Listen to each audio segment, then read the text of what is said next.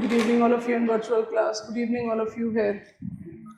Now, as I talked about in the last class, बहुत mosaic of information अब हम handle करेंगे, तो इसको जिस भी तरीके से हम आपके लिए जितना आसान बना सकें, I'll try to do that. So each of the topic, her topic जो इसमें आ रहा है, it has got the potentiality of being asked as a separate question.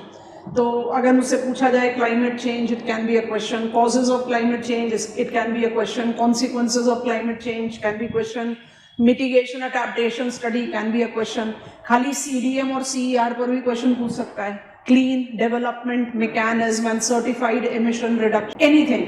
And when the image which is there in my background, solar output variation, solar flare, sunspot, anything. मतलब कोई भी topic ऐसा है इसमें जो आप सब पॉइंटर्स के तौर पर डेवलप करो या आप इसको डेवलप करो एज एन इंडिविजुअल हेड.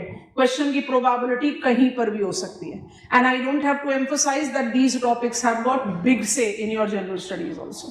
तो आप किस तरीके से इसको तैयार करें, तो हमने ऐसा डिसाइड करा कि हम सबसे पहले आपको इन द बिगनिंग, क्योंकि थोड़ा सा फिर डेविएशन आ जाएगा पढ़ते पढ़ते बीच में, natural causes of climate change बता देते हैं. फिर शुरू करते हैं ह्यूमन इम्पैक्ट ऑन एटमॉस्फेयर. तो ऑटोमेटिकली उसके लिंक में आ जाएगा what are human induced causes of climate change. Then we can eventually revise both the things. Now as we have reached here covering the parts of geography, हमें पता है planet Earth has got 4,000 million years का history. In this 4,000 million years of history, I have got 5 geological eras. There are different incidents, there are different examples, there are different justifying factors जो prove करते हैं कि during these 4,000 million years, there has been a sort of semi-cyclic, cyclic, rhythmic change of climate that we have experienced in planet Earth. In spite of the fact that humans have appeared on the face of the earth just 10,000 years before present. तो 4,000 million years और 10,000 साल before present को compare करो. Humans का presence, अब उसको हम बाद में एनलार्ज करते हैं, ह्यूमंस का प्रेजेंस उसके भी बहुत डिलेड पार्ट पर है. But human presence, homo sapiens appeared on the face of the earth 10,000 years before present. Holocene को आप इसलिए डिबेट करते हैं to be called Anthropocene as well. ये सारी चीजों को अगर आप कंबाइन करके जज आउट करने की कोशिश करो तो मैक्सिमम टेन्योर माने near all tenure 4,000 million years, near all tenure of planet earth का हिस्ट्री, change of the climate has not been due to humans. Then what was the change of the climate? Change climate, causes of that, consequences of that, it was natural. तो straightforward heading बनाइए, natural causes of climate change. When I take up the reference of natural causes of climate change, एक ना point बड़े आराम से clarity के साथ आ जाता है और हम फिर मिक्स अप नहीं करते. मतलब आप जब ह्यूमन एलिमेंट को इवेंचुअली ऐड ऑन कर दो, उसके बाद फिर हम एक रिवीजन में ले लें कि भाई अगर मुझसे क्वेश्चन पूछा जाए विद नो स्पेसिफिकेशन तो आप किस तरह से कंटेंट को बिल्टअप करोगे. तो it will give me a continuous rhythm. What are natural causes of climate change? First and foremost, what is climate change? So climate change is identified to be cyclic or semi-cyclic. Climate change is defined to be cyclic or semi-cyclic rhythm of climate change that has been applicable in entire geological history of planet Earth. And that is the reason in the lengthiest part of geological history of planet Earth, causes of climate change has been natural. These causes are defined to be 1, इधर लिख देते हैं. Number 1, यहां पर image ही हमारा solar output variations. Number 2, हम इसको अलग इमेज के साथ आपको बताएंगे, मिलानकोविच साइकिल्स. ये अपने आप में एक पूरा पोटेंशियलिटी ऑफ क्वेश्चन रखता है. Number 3, volcanic dust hypothesis. Actually ये ना इस समय बहुत इंपॉर्टेंटली इवॉल्व आउट हो गया है. आपको पता है अभी हमने IPCC's 6th असेसमेंट रिपोर्ट हमारे पास है और यूनाइटेड नेशंस एनवायरनमेंट प्रोग्राम की जो रिपोर्ट है वो एनुअली पब्लिश होती है. and it was been agreed upon by both IPCC का 6th assessment report और UNEP का लेटेस्ट रिपोर्ट दैट ODS को हमने फेज आउट कर दिया है और जो ओजोन है उसका डिप्लीशन हमने कंटेन कर लिया है। माने ozone depletion is now not that major problem. लेकिन जो अभी recent episodes of massive volcanic eruptions हुए हैं that have again created challenge, जो चैलेंज हम अपने दिमाग में नहीं रखते थे, डिप्लीटिंग ओजोन। इसलिए वोल्केनिक डस्ट हाइपोथेसिस पिछले साल से कहीं ना कहीं फिर से एक सेंटर स्टेज पर आ गया that it is not just. आप वोल्केनिक डस्ट को किसके साथ एसोसिएट करते हो? क्लाइमेट की नॉलेज को अप्लाई करो, एरोजोल। तो एरोजोल करेगा क्या? एरोजोल इनकमिंग सोलर रेडिएशन को रिफ्लेक्ट बैक करता है तो कूलिंग इफेक्ट डालता है। हम प्लेस्टोसीन आइस एज को सेनोजोइक वोल्केनिज्म से ही रिलेट करते हैं। जितने एक्टिव वोल्केनिक माउंट्स हैं, जितने लावा प्लाट्यूज हैं, सब बनने शुरू हुए कब? सेनोजोइक में। आप माउंट फूजीशान को ले लो, कोटापेक्सी को ले लो, सस्ता ले लो, you take up example of Mount Popa, किसी को भी, जितने आपने अपनी स्टडी में पिकअप किए, माउंट मोना लोआ, इमेजिन करो कितना पायरोक्लास्ट एमिट हुआ होगा, एटमॉस्फेयर में गया होगा, और उसकी वजह से इनकमिंग सोलर रेडिएशन को आपने रिड्यूस किया and it created the conditions which is colder. क्यों कोल्डर क्लाइमेट मुझे एक्सपीरियंस हुआ हायर लैटिट्यूड में? वोल्केनिक माउंट तो पूरे ग्लोब भर में है, तो हायर लैटिट्यूड में क्यों? क्योंकि हायर लैटिट्यूड में कंडीशन स्टेबल है ना, तो पायरोक्लास्ट ज्यादा कंसंट्रेटेड रहेंगे, जो वहां पहुंचेगा वो ज्यादा कंसंट्रेटेड रहेगा। जो लो लैटिट्यूड या मिड लैटिट्यूड में क्या होगा? राइज अप करके स्प्रेड आउट हो जाएगा। So we have reasons. तो वोल्केनिक डस्ट हाइपोथेसिस कहीं ना कहीं अपना एक सेंटर स्टेज लेकर आ गया दोबारा से। एंड नंबर 4 आता है कॉन्टिनेंट ड्रिफ्ट। इसको आपने हमेशा नंबर 4 ही रखना है क्योंकि आप इसके बारे में बहुत डिटेल्स में पढ़ चुके हो। You know that drift of the continent will have not global but regional climate effect. India south polar location में था तो इंडिया में पोलर क्लाइमेट थी। इंडिया ड्रिफ्ट होकर ट्रॉपिकल लैटिट्यूड में आ गया तो इंडिया में ट्रॉपिकल क्लाइमेट है। प्लानिटरी स्केल पर इन्फ्लुएंस नहीं कर रहा। प्लानिटरी स्केल पर इन्फ्लुएंस किस किस का आ सकता है? Solar output variation, Milankovitch cycle and volcanic dust. I think this is comfortable. अब वन बाय वन सबको हैंडल करते हैं। सोलर आउटपुट वेरिएशन मेरे सामने है, इसी इमेज में जज करते हैं। This image is representing sun spots. You can see these darker spots, and this image is representing solar flare. Solar flare को आप coronal mass ejection भी बोलते हैं. I am writing it here. Let me write it here. And you can see that it is easily visible on the photosphere ejection. Photosphere of the sun is having temperature of plus 6,000 degrees Celsius. Sun is a star. This star is continuously generating energy which is largely correlated with hydrogen fusing in to become helium. और जैसे जैसे fuse होकर वो helium बनाता चला जाएगा, it will change its status from say mid intensity star eventually to dying out star. क्यों से बोल रहे हैं? You are continuously emitting heat energy because you are continuously generating it. तो कोई standard amount आप specify नहीं करते. When I'm generating more heat energy, I'll be emitting more. जब आप emit ज्यादा करोगे तो आपके फोटोस्फेयर में वो mass ejections दिखाई देंगे। और when you are generating out lesser amount of energy, you do create those darker spot, which also has to do with bigger gravitational effect that sun has. We are not going to that detail. Celestial studies हम इतना focus नहीं करते. What is sunspot denotes? Sunspot phases denotes lesser emission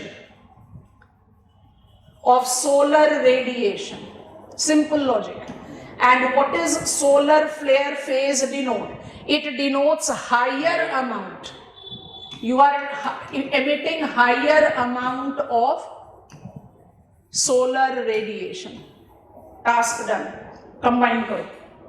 What is solar output variation as a natural cause of climate? Different phases of solar output During solar flare phase, mass coronal ejections, you will be emitting larger amount of heat energy. अगर solar radiation ज्यादा होगा तो insolation ज्यादा होगा. You will be associating it with interglacial period. So this will relate to interglacial period, and this will relate to glacial period. You are generating less, you are emitting less, you are emitting less, insolation कम हो जाएगा तो automatically atmosphere temperature कम हो जाएगा. This is how you will be creating out colder condition. तो sunspot को आप किसके साथ relate करते हो? You relate it to glacial period, जो हमारे जियोलॉजिकल हिस्ट्री में बहुत सीक्वेंशियली एक्सपीरियंस किए गए. और सोलर फ्लेयर फेज को आप किसके साथ एसोसिएट करते हो?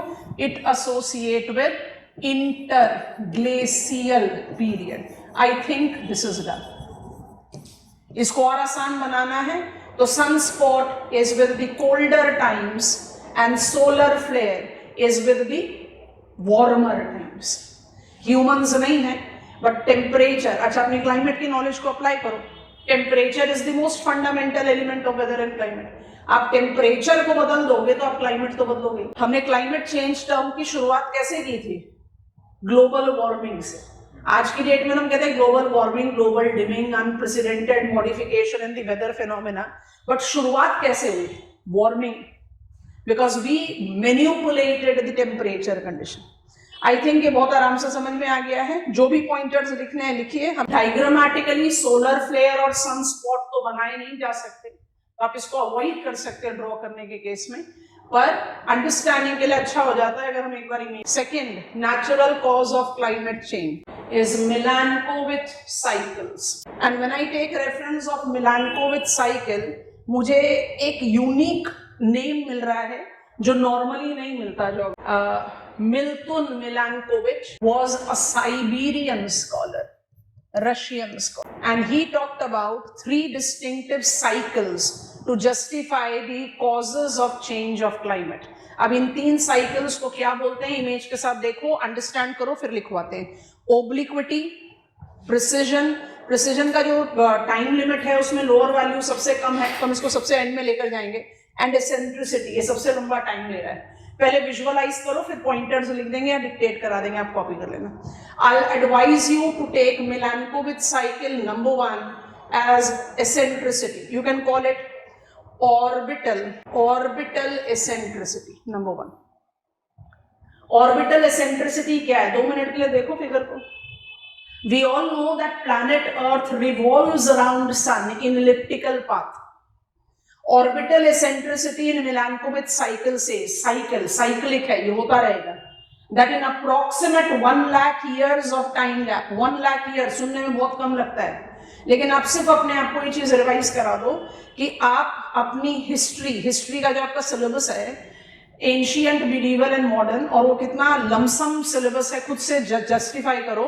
उसको आप कब से पढ़ रहे हो? 10,000 साल before present, 10,000 years before present से आपकी हिस्ट्री का सिलेबस कितना बल्कि है.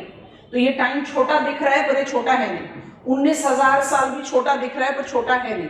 This is what you have to take. Orbital eccentricity क्या कह रहा है? बहुत आराम से कॉपी कर लेने वाला डायग्राम है. पहले विजुअलाइज कर लो, फिर 2-2 पॉइंट लिख के डायग्राम को अप्रोप्रिएटली कॉपी कर लेंगे.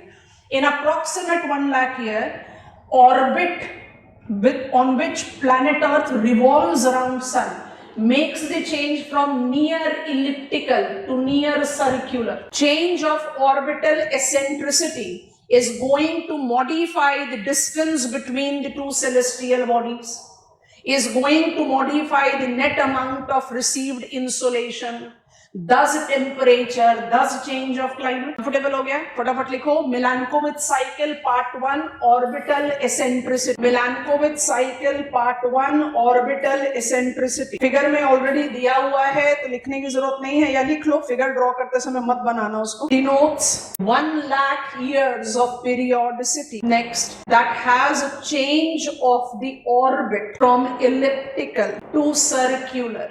Next is star mark pointer. I think it is very evident, आपने क्लाइमेटोलॉजी पढ़ा हुआ अपने बैकग्राउंड में. This cycle justifies more variations, this is key term, so underline it, more variations in received energy by Earth when the orbit is elliptical compared to circular. I think this is understandable. Yes or no? Come on, elliptical path में आपके पास क्या होगा, perihelion भी होगा, एपीहीलियन भी होगा, तो variations तो ज्यादा होगा. सर्क्यूलर में that will not be there, तो वेरिएशंस कम हो जाएगा. फट से डायग्राम कॉपी डाउन कर लो, लिखते समय बॉक्स में डायग्राम बनना चाहिए, फ्री हैंड स्केच बनेगा, ये आराम से बन सकता है एग्जामिनेशन. सबसे lengthiest time period of the cyclic nature.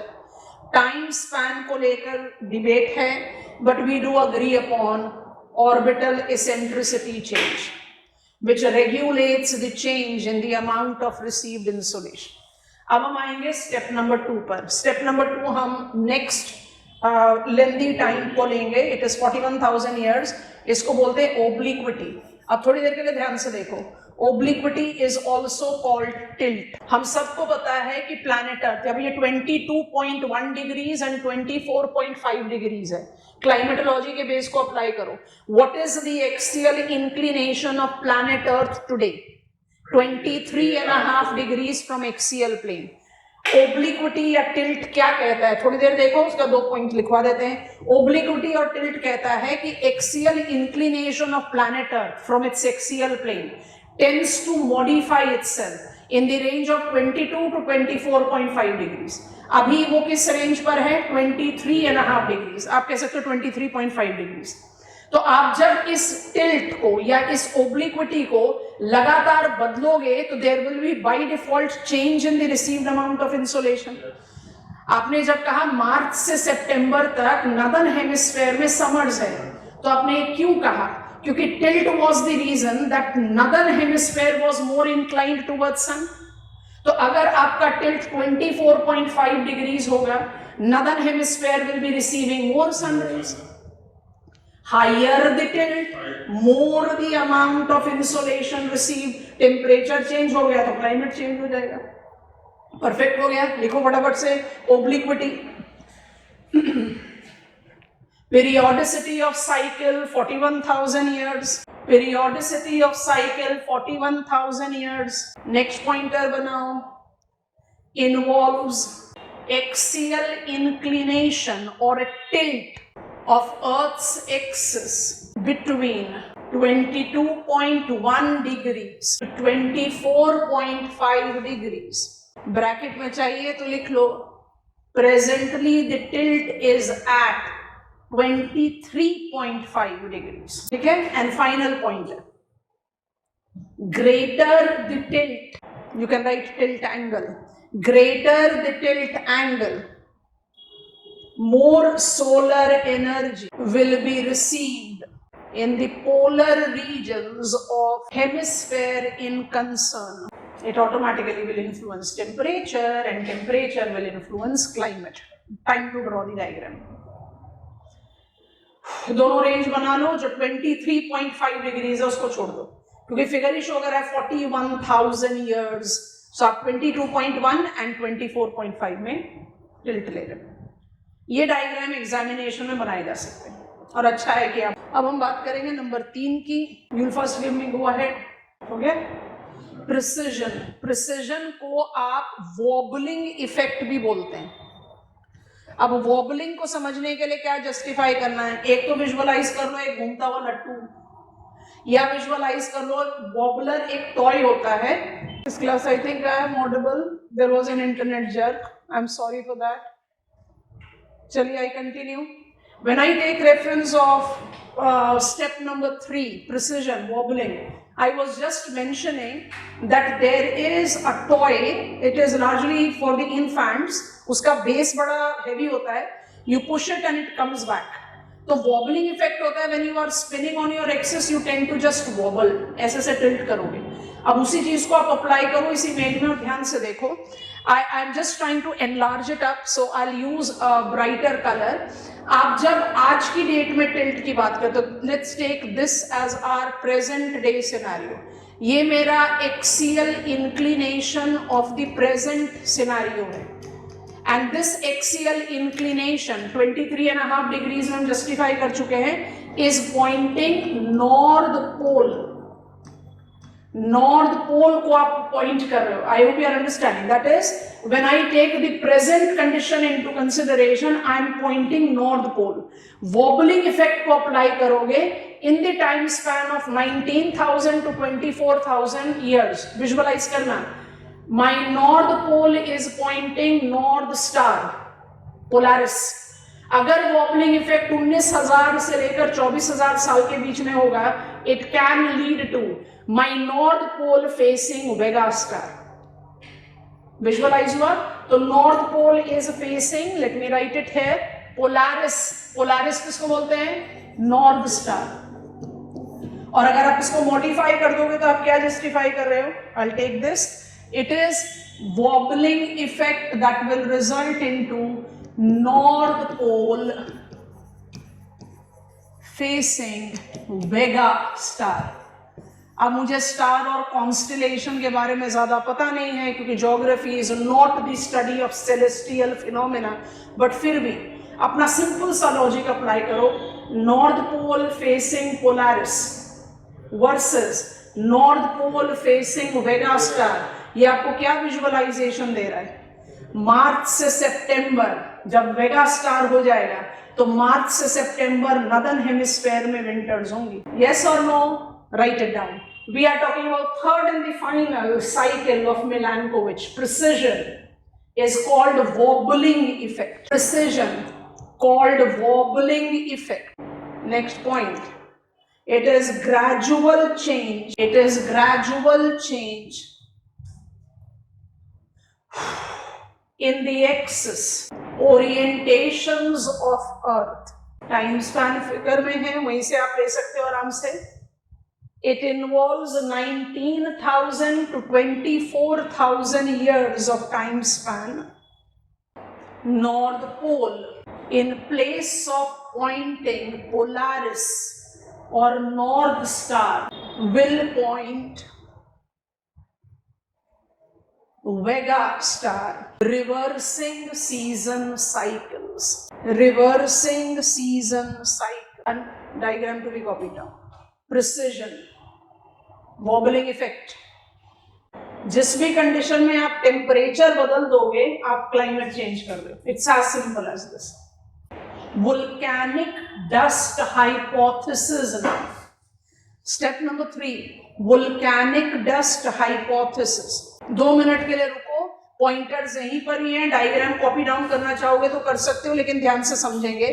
When I talk about volcanic dust hypothesis, as I said in the very beginning, volcanic dust hypothesis have been applied by majority of the scholars to justify Pleistocene ice age. तो हम किसको associate करते हैं? Cenozoic volcanism have resulted in Pleistocene ice age. अब इसके पीछे आप demarcation क्या करते हो? इस इमेज से आपको कुछ पॉइंटर्स ही निकालने हैं. क्या निकालने हैं? Whenever there is emission, there is continuous emission of pyroclast, trapped gases, आप सब चीजें जानते हैं. It results into the development of sulfate aerosols. Aerosols will mark up albedo enhancement. Albedo क्या है? Reflectance capacity. इस रिफ्लेक्टेंस की वजह से क्या होगा?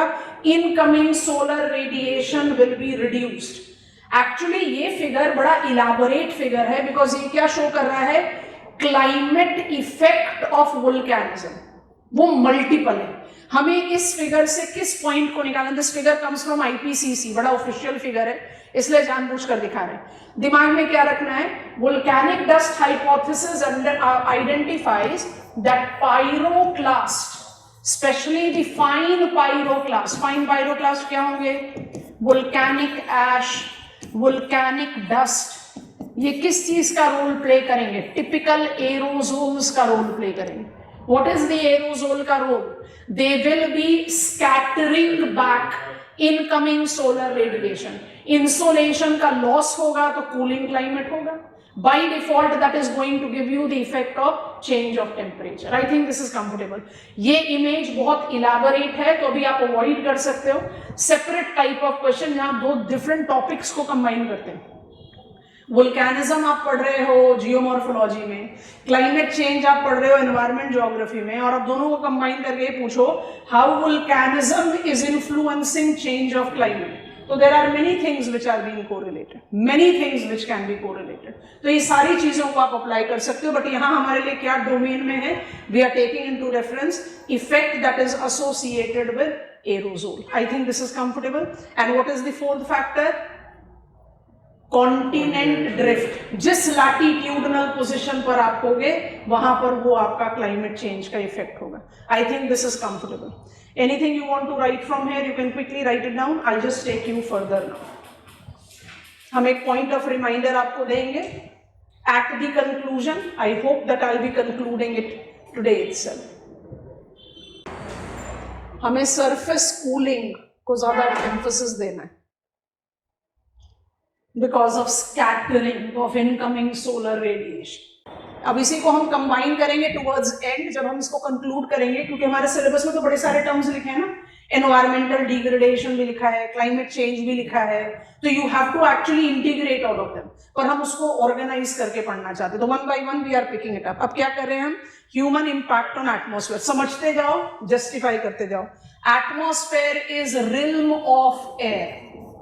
And this realm of air is combination of gases and aerosols. Human activities have resulted into modification of atmospheric constituent. Atmospheric constituent का जो कंसंट्रेशन है, जो अमाउंट है, जो डिस्ट्रीब्यूशन है, उसको आपने मॉडिफाई कर दिया. तो you know that these constituents have got defined weather role to play. You know all active, stable, unstable, variable, जिसको हमने टर्म इस्तेमाल किया था. You know all that. So human activity is related to continuous modification of what we identify as compositional constituents of atmosphere. उसकी वजह से हो क्या रहा है? उसकी वजह से हो रहा है this modification is leading to change of climate. तो यहाँ पर हम पहले तो ब्रैकेट में climate change लिख देते हैं. अभी वहाँ जा नहीं रहे, थोड़ी देर में जाएंगे. Climate change. Which type of climate change? Anthropocentric. अभी थोड़ी देर पहले हम क्या पढ़कर हटे हैं? Natural causes of climate change. पर हम कैसे जस्टिफाई करें? What kind of modifications humans have induced to the climate change? तो उसके लिए हमें अप्लाई करना है तीन चीजों. Which constituents have been changed? Greenhouse gases are on increase. Carbonaceous aerosols are on increase, and ozone had been subjected to depletion. अब इसमें आपको क्या डिमार्केशन लेना होगा? Hand in hand. Green house gases concentration increasing, carbonaceous aerosol concentration increasing is IPCC's assessment report. Box item create करेंगे. And ozone depletion comes from Vienna convention. Vienna convention came into being in 1985. Actually sign किया गया जब in force आया 1987, और 89 में हो गया Montreal protocol. IPCC 1989 से फ्रेम तैयार हुआ हमारा. यहाँ पर ये फुल स्टॉप नहीं है, अभी थोड़ी देर बाद और बात करेंगे, इसलिए हम आपको बार बार रिपीट कर रहे हैं that we are taking up reference of what is identified as distinctive purview, एकदम demarcated purview associated with change of climate, एकदम एक दूसरे से interrelated, strongly interrelated. और ये इतना स्ट्रांगली इंटर रिलेटेड है कि इसमें आप किसी भी चीज को कहीं पर भी मिनिमाइज नहीं कर सकते, they all are importantly overlap, और ये ओवरलैप आपको अपने दिमाग में रखना है। तो हम थोड़ा सा ना ईज आउट कर रहे हैं, एक को अलग, दूसरे को अलग, तीसरे को अलग, ताकि हम पकड़ पाए। वापस आते हैं इस पेज पर, लिख लिया है, वापस आते हैं इस पेज पर, 2 मिनट के लिए एक बॉक्स आइटम तैयार करेंगे, उसके बाद will be taking up the reference of these pointers. So Intergovernmental Panel on Climate, IPCC was established in 1989 by World Meteorological Organization and United Nations Environment Program to study causes of climate change।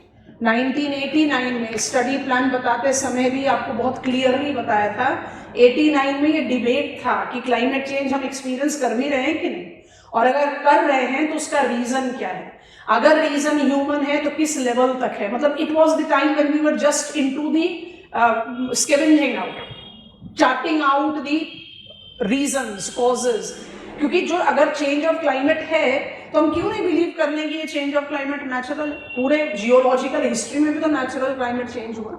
तो IPCC का establishment इसीलिए किया गया।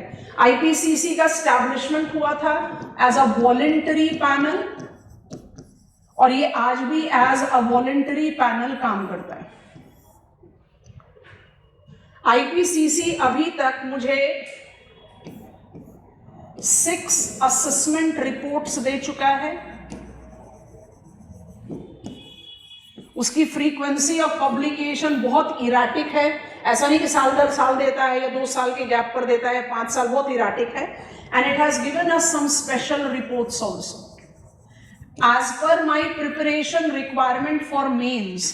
मुझे इनकी knowledge हो चाहे ना हो, इतना ज्यादा फर्क नहीं पड़ता, लेकिन आपको ये समझना है कि प्रिलिमिनरी परव्यू में ये एक इंपॉर्टेंट टॉपिक हो सकता है अपने आप। और दूसरी चीज, हम आईपीसीसी को क्यों नेगेट नहीं कर सकते। IPCC has its own share of controversies. जब 5th असेसमेंट रिपोर्ट पब्लिश हुआ था, उसमें बात की गई थी कि हिमालयन ग्लेशियर्स जो है उनके melting time less than 2 decades है, और इसको बहुत स्ट्रांगली क्रिटिसाइज करा था multiple scholars, specifically the scholars who are directly associated with the study of cryosphere. बहुत स्ट्रांगली डिबेट करा था कि नहीं, ये इस तरह से नहीं हो सकता। तो ऐसा नहीं है कि IPCC have not been with its share of controversies, लेकिन हम इस बात को कहीं से भी नेगेट नहीं कर सकते कि जितनी भी United Nations framework convention on climate change, अभी थोड़ी देर बाद लेकर जाएंगे इसमें, जितने भी कॉन्फ्रेंसेस ऑफ पार्टीज हुए हैं, यूएनएफसीसी के कॉन्फ्रेंसेस ऑफ पार्टी हर साल हुआ है, इसलिए लिस्ट बड़ी लंबी है। इस साल नवंबर में होगा ना हमारा COP30।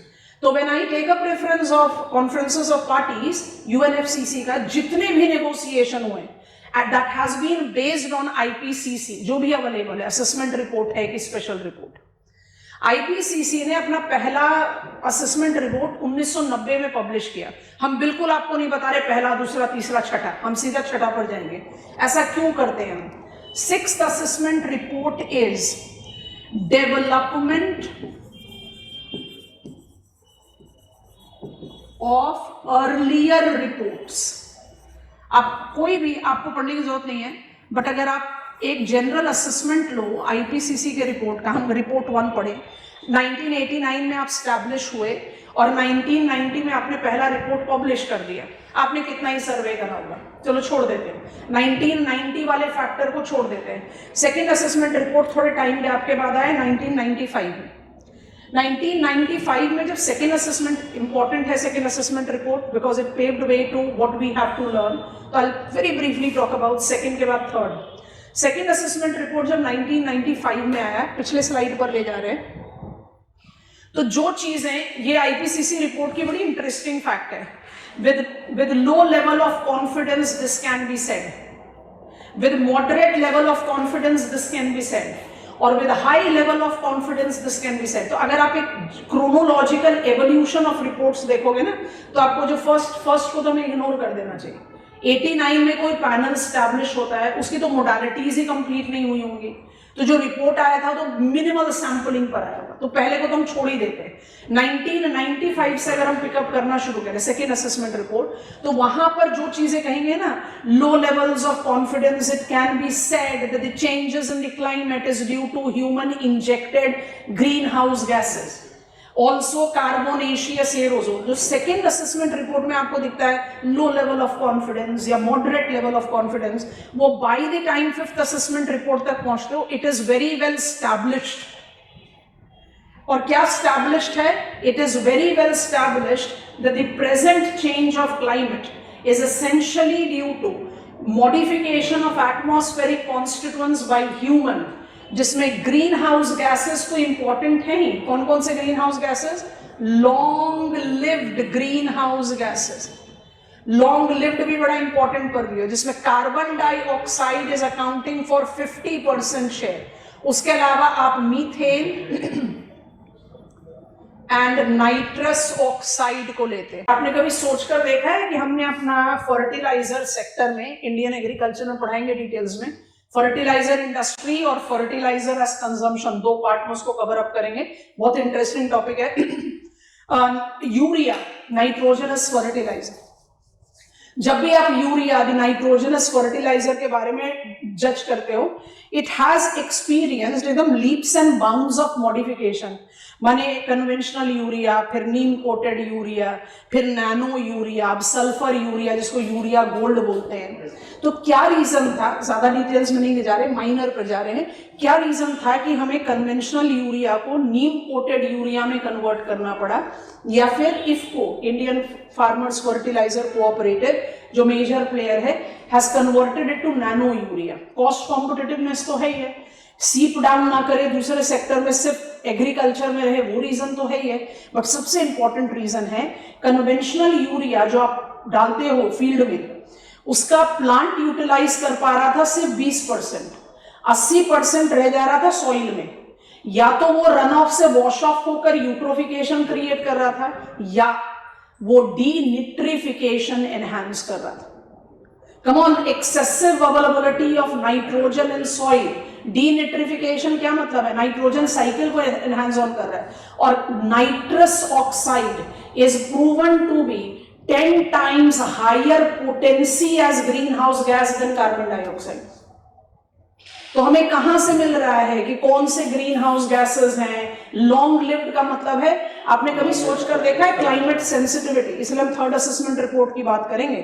अब तो हमने बेंचमार्क चेंज कर दिया है, we are more talking about 1.5 degrees Celsius till 2050 is the most positive scenario that we are working towards, and conference of party 30 is going to be the most crucial one, क्योंकि 29 में we have talked about जो green fund को हमने rename किया, India has बिल्कुल सिरे से खारिज कर दिया ना, too late and too less.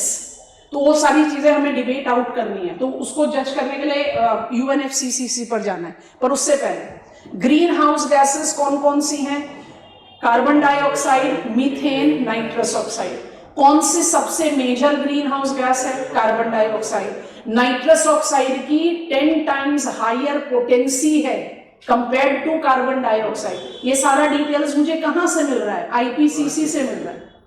और IPCC, कमिंग बैक है, IPCC का जो सेकेंड असेसमेंट रिपोर्ट है उसने मुझे जजमेंट दिया, I don't need it to write it है, कार्बोनेशियस एरोजोल। हम जब भी एरोजोल की बात करते हैं, हम 2 मिनट पहले ही करके आए, वोल्केनिक ऐश एज एरोजोल। क्या करा?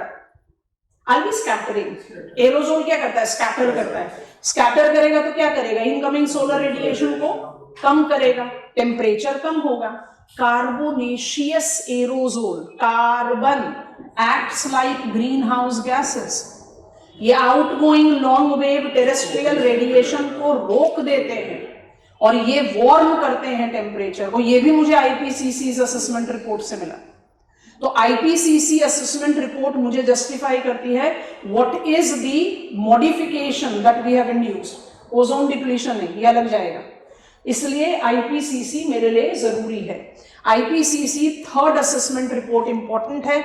इंपॉर्टेंट क्यों है अभी बता रहे हैं। सो सिक्स्थ असेसमेंट रिपोर्ट हमारा फोकल पॉइंट रहेगा, but if I have to talk about years याद रखने की जरूरत नहीं है, but when I take up the reference of third assessment report, so I want to write it here. जल्दी से मेरे साथ लिखते जाओ जो जो पॉइंटर्स हम लिख रहे हैं। इन थर्ड असेसमेंट रिपोर्ट दो इंपॉर्टेंट चीजें, climate sensitivity was taken into account, और दूसरा वर्किंग ग्रुप्स वर डिमार्केट, क्योंकि इसको बनाए बिना स्पेशल रिपोर्ट बताना कोई लॉजिक बनता ही नहीं। वर्किंग ग्रुप्स वर डिमार्केट। क्लाइमेट सेंसिटिविटी का मतलब है फ्यूचरिस्टिक अप्रोच, क्योंकि अब तो ये आउटडेटेड हो गया, क्योटो सेकंड कमिटमेंट पीरियड भी खत्म हो गया, पेरिस अग्रीमेंट को भी now we are having the deadline 2025 में खत्म हो जाएगा, तो सारी चीजें आउटडेटेड हो गई है। बट समझने के लिए climate sensitivity for the first time gave us futurist assessment, क्योंकि आप जब ग्रीन हाउस गैसेस की बात करते थे आप कहते हैं long lived green house gas. उसका मतलब क्या है, आपने कार्बन डाइऑक्साइड अभी एमिट किया तो उसका इंपैक्ट आपको अभी इसी साल सिर्फ नहीं मिलेगा, it is long living and it will have its impact in the much longer future in the time frame। तो क्या क्या इम्पैक्ट हो सकता है, पहली बार फ्यूचरिस्टिक अप्रोच लिया गया। तभी तो हम बात करते हैं 2100 जब पुराना टाइम था, माने जब क्योटो कमिटमेंट पीरियड 1 पे थे या जब क्योटो कमिटमेंट पीरियड 2 पर थे, तो हमारा बेंचमार्किंग कैसा चलता था, we wanted to control green house gases concentration 5 to 10% below 1990 level. अब हम वो ऐसे क्यों बोलते थे, क्योंकि मेरा जो फर्स्ट असेसमेंट रिपोर्ट था वो कब पब्लिश हुआ था, 90 में, तो मेरे पास एक ऑफिशियल डेटा तो 1990 का ही था, तो उसके हिसाब से हम बात करते थे। तो पहली बार फ्यूचरिस्टिक अप्रोच लिया गया। कैसे लिया गया, if we believe that we have doubled green house gases in atmosphere from 1990s level, क्योंकि मेरे पास तो सबसे पहला रिपोर्ट वही है, what will happen. So it was projected कि 2100 तक, अब 2001 में है, 2100 तक आप ग्लोबल टेम्परेचर को 5.2 डिग्रीज सेल्सियस तक बढ़ा दोगे। Come on, we are thinking about 1.52 degrees Celsius, और अगर 1.5 डिग्री सेल्सियस टेम्परेचर बढ़ता है तो कितना मैसिव मॉडिफिकेशन हम प्रोजेक्ट कर रहे हैं। First time futuristic projection set, अगर हम ये बिलीव कर रहे हैं कि 1990 के लेवल से हमने डबल कर दिया ग्रीन हाउस गैसेस को एटमॉस्फेयर में, तो उसका लाइकली इंपैक्ट क्या होगा। Likely impact number 1, we will be experiencing warming up of the temperature more than 5 degrees Celsius। अब उसका क्या मतलब है वो हम विजुअलाइज कर सकते हैं। और दूसरा, mean sea level will make up its rise to 0.9 meters, largely because of thermal expansion। अब ये तो बहुत प्रूवन एस्पेक्ट है, 6th असेसमेंट रिपोर्ट ने भी इस चीज को जस्टिफाई किया है। 90%, 5th असेसमेंट रिपोर्ट में हम 80% बोल रहे थे, 90% of heat added to climate system is absorbed by ocean, it's proven. तो सी सरफेस टेम्परेचर तो इंक्रीज होगा, थर्मल एक्सपेंशन होगा, राइजिंग मीन सी लेवल होगा। सोचकर देखो 0.9 मीटर अगर मीन सी लेवल राइज कर जाएगा तो मैक्सिमम कोस्टल एरिया जो सबसे डेंस क्लस्टर्ड है और maximum islands of the world खत्म हो जाएंगे मैप ऑफ वर्ल्ड से। पहली बार ऑफ कोर्स डिबेट था कि आपके पास इतना भी नो से क्लाइमेट प्रोजेक्शंस का इतना सोफिस्टिकेटेड डेटाबेस है ही नहीं कि आप 2030 को, हम 2001 की बात कर रहे हैं, कि आप 2030 को फुली प्रिडिक्ट आउट कर सको, तो आप 2100 को कैसे प्रिडिक्ट आउट कर रहे हैं। But it was for the first time that we took a futuristic approach. Assessment was attempted for long lived green house gases और उसका इंपैक्ट, ठीक है। और दूसरा, वर्किंग ग्रुप्स वर डिमार्केटेड। अब हम यहाँ पर जो चीज लिख रहे हैं उसको आप हमारे साथ साथ कॉपी डाउन कर लो, उसके बाद आपको स्पेशल रिपोर्ट समझने में कोई मुश्किल नहीं होगी और फिर इसको बॉक्स आइटम में डाल देना। जरूरत पड़े कंटेंट में तो बनाओ, नहीं पड़े तो छोड़ दो, इंफॉर्मेशन में तो जरूर होना चाहिए। So I have got working group 1, I have got working group 2 and I have got working group. ये 3 वर्किंग ग्रुप्स जो हैं वो आपका 2001 से ऑर्गेनाइज हुआ, मैंने 4th असेसमेंट रिपोर्ट से 3 रिपोर्ट्स आए, working group 1, 2, 3 and a consolidated report. उससे पहले it was a consolidated work. Working group 1 कौन है? स्कॉलर्स हैं, साइंटिस्ट, जो आपको स्टडी करके बताएं कि अंडर गिवन सर्कमस्टांसेस नॉर्मल क्या होता है। इस समय इंडिया में नॉर्मल क्लाइमेटिक कंडीशन क्या होना चाहिए, इस समय यूनाइटेड स्टेट्स ऑफ अमेरिका में नॉर्मल क्या होना चाहिए, मतलब दो scholars who help you understand normal in a given time in a given space. तो इस पैनल में, इस वर्किंग ग्रुप में लार्जली कौन वॉलंटरी पार्टिसिपेट कर रहे थे? Scholars, scientist, the people who study climate, who study cryosphere. Working group 2 में कौन है? वर्किंग ग्रुप 2 में भी लार्जली आई एसोसिएट, आई राइट इनिशियल्स, स्कॉलर्स और साइंटिस्ट यहां पर भी हैं, and it also incorporate the scholars related to climate change analysis। इसको बबल में डाल देते हैं कि what is changing, to what magnitude it is changing, and what is likely to be its consequences। आपको थ्रू आउट क्लाइमेटोलॉजी पढ़ाते समय हमने कहा हम पढ़ रहे हैं व्हाट इज नॉर्मल। बिल्कुल मत सोचो कि भाई मैं तो बहुत टाइम से ये सुनता आ रहा हूं या सुनती आ रही हूं कि carbon dioxide is increasing in its concentration, और हम अपने एटमॉस्फेयर के इंट्रोडक्शन में कहते हैं carbon dioxide is stable, way active, constituent. तो स्टेबल कैसे होगा? ग्रीन हाउस गैसेस तो बढ़ रहे हैं, नेचुरली थोड़ी ना बढ़ रहे हैं, हमने बढ़ाया ना, ह्यूमंस ने बढ़ाया। तो जो वर्किंग ग्रुप 1 है वो आपको बताता है नॉर्मल क्या है, वर्किंग ग्रुप 2 स्कॉलर्स ही हैं, वो आपको बताते हैं कि एबनॉर्मल क्या हो रहा है, और एबनॉर्मल किस लेवल का हो रहा है, क्यों हो रहा है, और क्या क्या कॉन्सिक्वेंसेस होंगे। I think you are understanding. और वर्किंग ग्रुप 3 में स्कॉलर्स, साइंटिस्ट नहीं है, वर्किंग ग्रुप 3 में है प्लानर्स और एडमिनिस्ट्रेटर्स। ये क्या करते हैं? They give you the ways of mitigating and adapting। कैसे कैसे मिटिगेट करो चेंज ऑफ क्लाइमेट को, और कैसे कैसे अडेप्ट करो change of. I told you it several times. What is mitigation? What is adaptation? Working group 3 heading यही बनेगा। What is working group 3? Giving you the reference, पूरा फुल फ्लेजेड इंफॉर्मेशन है, ज्यादा कुछ इसमें असेसमेंट लेना नहीं है, सिंपली कॉपी डाउन करो। It's working group 3। What is meant by mitigation?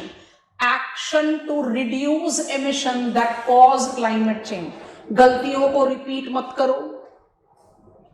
So sustainable transportation, clean energy, energy efficiency। In between आप ऐड कर सकते हो water conservation, new energy system, local food, complete communities, that is inclusion, education and urban forest। Education is about awareness। इसमें आप ABCD की बात नहीं कर रहे हो, आप awareness की बात कर रहे हो। That is the reason we are giving more reference to traditional ecological knowledge also। And what is adaptation? Action to manage the risk of climate change and impact। So emergency preparedness, flood protection, infrastructure upgrade, disaster अलग से पढ़ेंगे। Have you heard about it? Build back better, build back better। Why it is important? Because you are talking about it as infrastructure। Critical infrastructure collapse तो ज्यादा vulnerability create कर देता है ना population। पहले कॉपी डाउन करो इसको। Working group 3 are planners and administrators. उनका फोकस ऑफ वर्किंग क्या है? उनका फोकस ऑफ वर्किंग सिंपल इस पॉइंट पर है that every change induced to the climate system by humans is irreversible. तो आपके पास सोल्यूशन सिर्फ 2 ही है, अडेप्ट करो और मिटिगेट करो। अडेप्ट क्योंकि आप चेंज दोबारा उसको रिवर्ट बैक नहीं कर सकते, जो हो गया अब वो रिवर्ट बैक नहीं होगा। पॉइंटर्स आराम से बनते हैं, एग्जामिनेशन में इजी हो जाता है। मिटिगेशन एंड अडेप्टेशन टॉपिक्स इतने ओवरलैपिंग है ना कि इनको सेग्रीगेट आउट करना ही सबसे बड़ा चैलेंज है। और हमेशा से यही एडवाइस किया, you have to create out what is called terminology clarity। statements आप आराम से बना लो। टर्मिनोलॉजी क्लैरिटी नहीं आएगी, आप कुछ नहीं कर पाओगे। Is this done? Working group 1 बता दें। सारे अवेयरनेस हैं। ये एसोसिएट करता है अडेप्टेशन से भी और मिटिगेशन से। आप जितना ज्यादा अवेयरनेस क्रिएट करोगे, आप अडेप्टेशन को भी एनहांस करोगे। भाई वो खेती मत करो जो फ्लड रेजिस्टेंट क्रॉप नहीं है, तो अडेप्टेशन भी होगा। खेती की वजह से ग्रीन हाउस गैसेज एमिट हो रहे हैं, तो मिटिगेशन भी होगा। तो दीज आर ओवरलैपिंग। तभी तो वेन डायग्राम ना, डायग्राम का लॉजिक क्या होता है? Overlap and individual. तो जो ओवरलैप कर रहा है वो मिटिगेशन अडेप्टेशन दोनों का है। डन हुआ? अब देखो कितना आसान हो रहा है। आईपीसीसी का बॉक्स आइटम बना रहे हैं हम लोग, और आईपीसीसी का बॉक्स आइटम बनाने में जो हमारा अब ये कैटेगरी रह गया राइट हियर, स्पेशल रिपोर्ट्स। ठीक है, अब स्पेशल रिपोर्ट्स को हम कैसे जस्टिफाई करें, नोटिस करना। Special reports on the demand of the parties to the convention. Parties माने members. On special demand parties to the convention IPCC special reports publish कर सकती है। 2011 ईयर्स आर नॉट इंपॉर्टेंट। 2011 में 2 स्पेशल रिपोर्ट्स पब्लिश हुई। SREEN, जैसे हम लिख रहे हैं लिखते जाओ, SREX। 2018 में एक स्पेशल रिपोर्ट पब्लिश हुई, GW सॉरी। 2020 में you had SR on cryosphere and climate, और 2023 में it is yet to be published. 7th assessment report के साथ शायद पब्लिश हो जाए। So we are projecting it to be publishing there. So it is under development. SROCC and cities to be published, likely to be, होगा कि नहीं वो हमें वेट करना है। To be published with 7th assessment report which is in making। नाम ऐसे ही लिखे जाते हैं असेसमेंट रिपोर्ट्स के। ठीक है, अच्छा मुझे ना जल्दी जल्दी से बता देना आपको क्या समझ में आ रहा है। आपको वर्किंग ग्रुप समझा दिया। Special report on renewable, RE को आप 2 जगह ले रहे हो। Special report on renewable energy sources. आपको क्या लगता है कौन सा वर्किंग ग्रुप का काम होगा? Special report on renewable energy. Come on, cleaner energy sources, energy. Third group, ये कौन सा अटेम्प्ट है? मिटिगेशन की अडेप्टेशन? मिटिगेशन। गलतियां रिपीट मत करो। फॉसिल फ्यूल बर्निंग से ही तो ग्रीन हाउस गैसेस का मैक्सिमम कंसंट्रेशन है। तो this is absolute work of working group 3।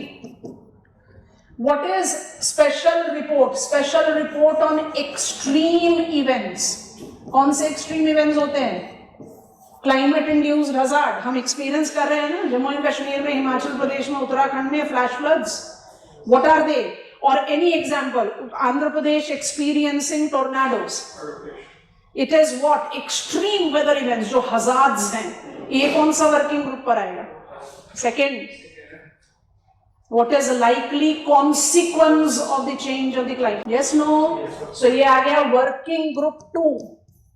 ऐसा नहीं है कि दूसरे ग्रुप्स वर्क नहीं करते, बट मेजरली इसके साथ। जब 2018 में हमने special report on global warming at 1.5 degrees Celsius publish किया, यहां पर सारी वर्किंग ग्रुप का एसोसिएशन आना शुरू हो गया। क्योंकि हम क्या कर रहे हैं? प्रोजेक्शन, कि अगर हम ग्लोबल वार्मिंग को in place of climate sensitivity, अगर हम ग्लोबल वार्मिंग, ग्लोबल टेम्परेचर को बिलीव कर लें कि 1.5 डिग्रीज सेल्सियस बढ़ जाए तो क्या क्या होगा? Working group 2। What is the way out to it? Working group 3। ताकि हम थोड़ा सा फ्यूचरिस्टिक पर व्यू लेकर चले। तो जो आपका special report on global warming at 1.5 degree Celsius है, ये वर्किंग ग्रुप 2 और 3 दोनों को रिलेट करता है। ये काफी पॉपुलर रिपोर्ट है क्योंकि रीसेंट भी है। 1920 में जो हमारा special report on cryosphere and ocean, so ocean, climate and cryosphere. Cryosphere किसको बोलते हैं? Ice cover. मेल्टिंग में क्या, जब वार्मिंग होगा तो उसका इफेक्ट कहां पर आएगा, melt of ice. So special report on oceans, sea surface temperature increasing, cryosphere due to climate change. Special report on oceans and cryosphere due to climate change. आपको क्या लगता है कौन से वर्किंग ग्रुप का काम है? Special report on oceans and cryosphere in change of climate. Second, क्या क्या हो सकता है? So it is basically the work of working group 2। और जो SROCC, that is special report on oceans, cryosphere in changing climate with city. Cities are densely clustered location, they are more vulnerable. Vulnerability किसके साथ होती है? Tropical cyclone landfall कर दे Tuvalu में, tropical cyclone landfall कर दे Solomon island में, tropical वही magnitude hurricane more than 150 kilometres per hour, और वही साइक्लोन लैंडफॉल कर दे मेक्सिको में या बांग्लादेश में, फर्क आएगा? कहां पर वो ज्यादा डोमिनेटिंग हजार्ड है? जहां पॉपुलेशन ज्यादा है ना, हजार्ड तो वही होगा ना जहां पॉपुलेशन पर इन्फ्लुएंस आएगा। Cities are becoming most hazard prone. इसलिए ये जो हमारी नई रिपोर्ट है इन मेकिंग, ये सिटीज को इंटीग्रेट करती है। It is in making. IPCC को बॉक्स कर दो। हम आईपीसीसी के 6th असेसमेंट रिपोर्ट के बारे में स्विफ्टली बात करेंगे, क्योंकि उसके बिना बात करे हुए हम आगे अपनी स्टडी में नहीं बढ़ सकते। Human impact on atmosphere, we are modifying atmospheric constituent, there is increase in green house gases and carbonaceous aerosol. IPCC के सारे असेसमेंट रिपोर्ट जो एक दूसरे के ऊपर बिल्ट ओवर हैं, वो सब हमें क्या बता रहे हैं? that all these long-lived greenhouse gases and carbonaceous aerosol is due to anthropogenic activities. अब ये एक्टिविटीज एसोसिएट किसके साथ कर रही हैं? It is essentially with burning of fossil fuel. It is unsustainable agricultural practices. इसी में सब आ गया, वाटर लॉग्ड पैडी फील्ड आ गया, मैन्योर मैनेजमेंट आ गया, सब कुछ आ गया। तो unsustainable agricultural practices, it is related to deforestation. अब हम इसको बबल में डालेंगे। Deforestation is bearer, it's cause and effect relation. Plants require specific type of habitat to survive, और वो हैबिटेट क्लाइमेट से डिराइव होता है। यहां आप कह रहे हो प्लांट का quality quantity depletion climate change को ट्रिगर कर रहा है। क्यों करेगा? क्योंकि photosynthesis is the process by which you are utilising carbon dioxide and releasing free oxygen. अगर आप quality and quantity of green को डिप्लीट करोगे तो आप कार्बन सिंक्स को डिप्लीट कर रहे हो, और जब कार्बन सिंक डिप्लीट होंगे तो कार्बन कंसंट्रेशन एटमॉस्फेयर में बढ़ेगा ही। इसलिए human impact on atmosphere and human impact on biosphere water tight compartment नहीं है, कॉज एंड इफेक्ट रिलेशन। इसलिए हम जो ये वेब है ना उसको डिटैंगल करने की कोशिश कर रहे हैं, ताकि मेरे हाथ में कंक्रीट कंटेंट आए और I am not losing out, क्योंकि इस तरह के क्वेश्चंस में भी लूज आउट द ट्रैक, क्या लिखा जाए। सो आईपीसीसी के असेसमेंट रिपोर्ट मुझे ये बताते हैं कि human induced activities have modified atmospheric constituent, और ये एक्टिविटीज एसेंशियली 3 है। अब इसके बाद आप टेल एंडर में डला दो इंडस्ट्रियलाइजेशन, अर्बन ग्रोथ, तो वो सारी चीजें इसी में है। Like you can add land use changes. तो आप बोलोगे भाई लैंड यूज चेंजेस में तो डिफॉरेस्टेशन आ ही गया। आप बोलो अर्बनाइजेशन या इंडस्ट्रियलाइजेशन विद द अटैचमेंट, तो अर्बनाइजेशन और इंडस्ट्रियलाइजेशन है ना जिसकी वजह से you are having more burning of fossil fuel. तो टेल एंडर पॉइंट्स आप बना सकते हो। प्रिंसिपल पॉइंटर्स 3 है, ठीक है।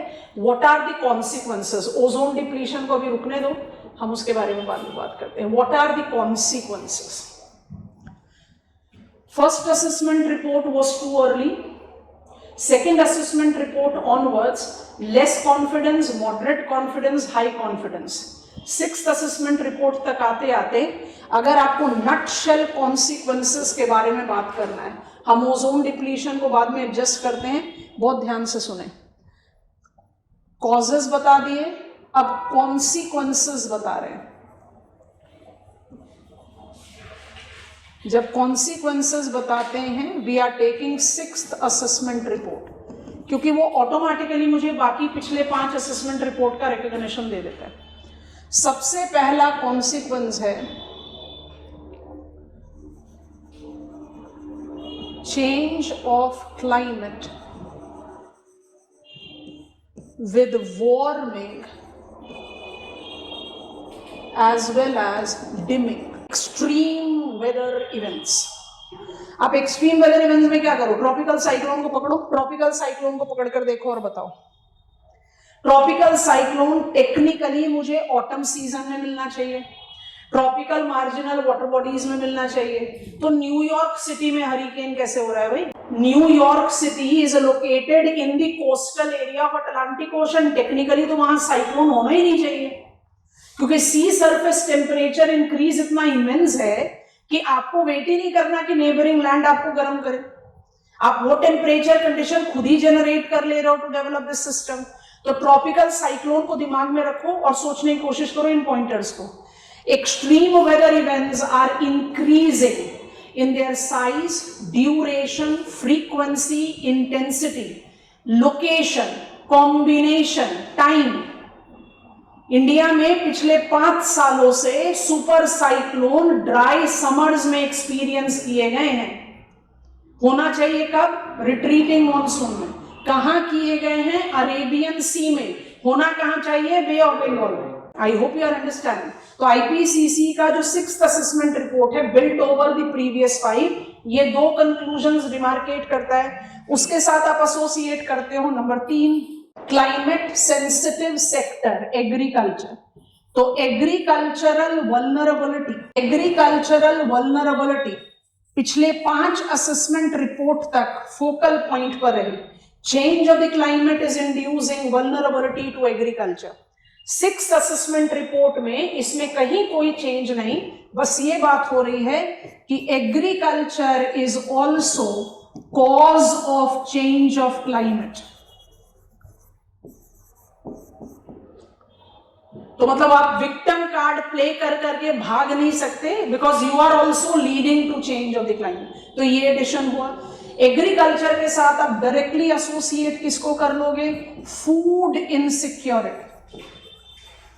Agriculture is climate sensitive sector. Agriculture being a climate sensitive sector is suffering massive setback because of change of climate. ठीक है, ये सेटबैक कहां रिफ्लेक्ट करेगा? Supply to the global food basket. वो कहां रिफ्लेक्ट करेगा? Global food insecurity. But global food insecurity सिर्फ agricultural vulnerability के साथ नहीं है, it is also related to, I hope you have heard this term, climate refuge. Yes, all of us. Forced migration because of hazard. आप सोच के देखो ना कितने लोग डिस्प्लेस हुए हमारे कंट्री में because of the flash flood. अभी कल आपके सोशल मीडिया में मोरक्को फ्लैश फ्लड का बहुत इंपॉर्टेंट रिपोर्ट है। वो क्या कर रहा है? People will get displaced and when people are forced to migrate under some such condition, they by default become vulnerable. So food insecurity is looming large.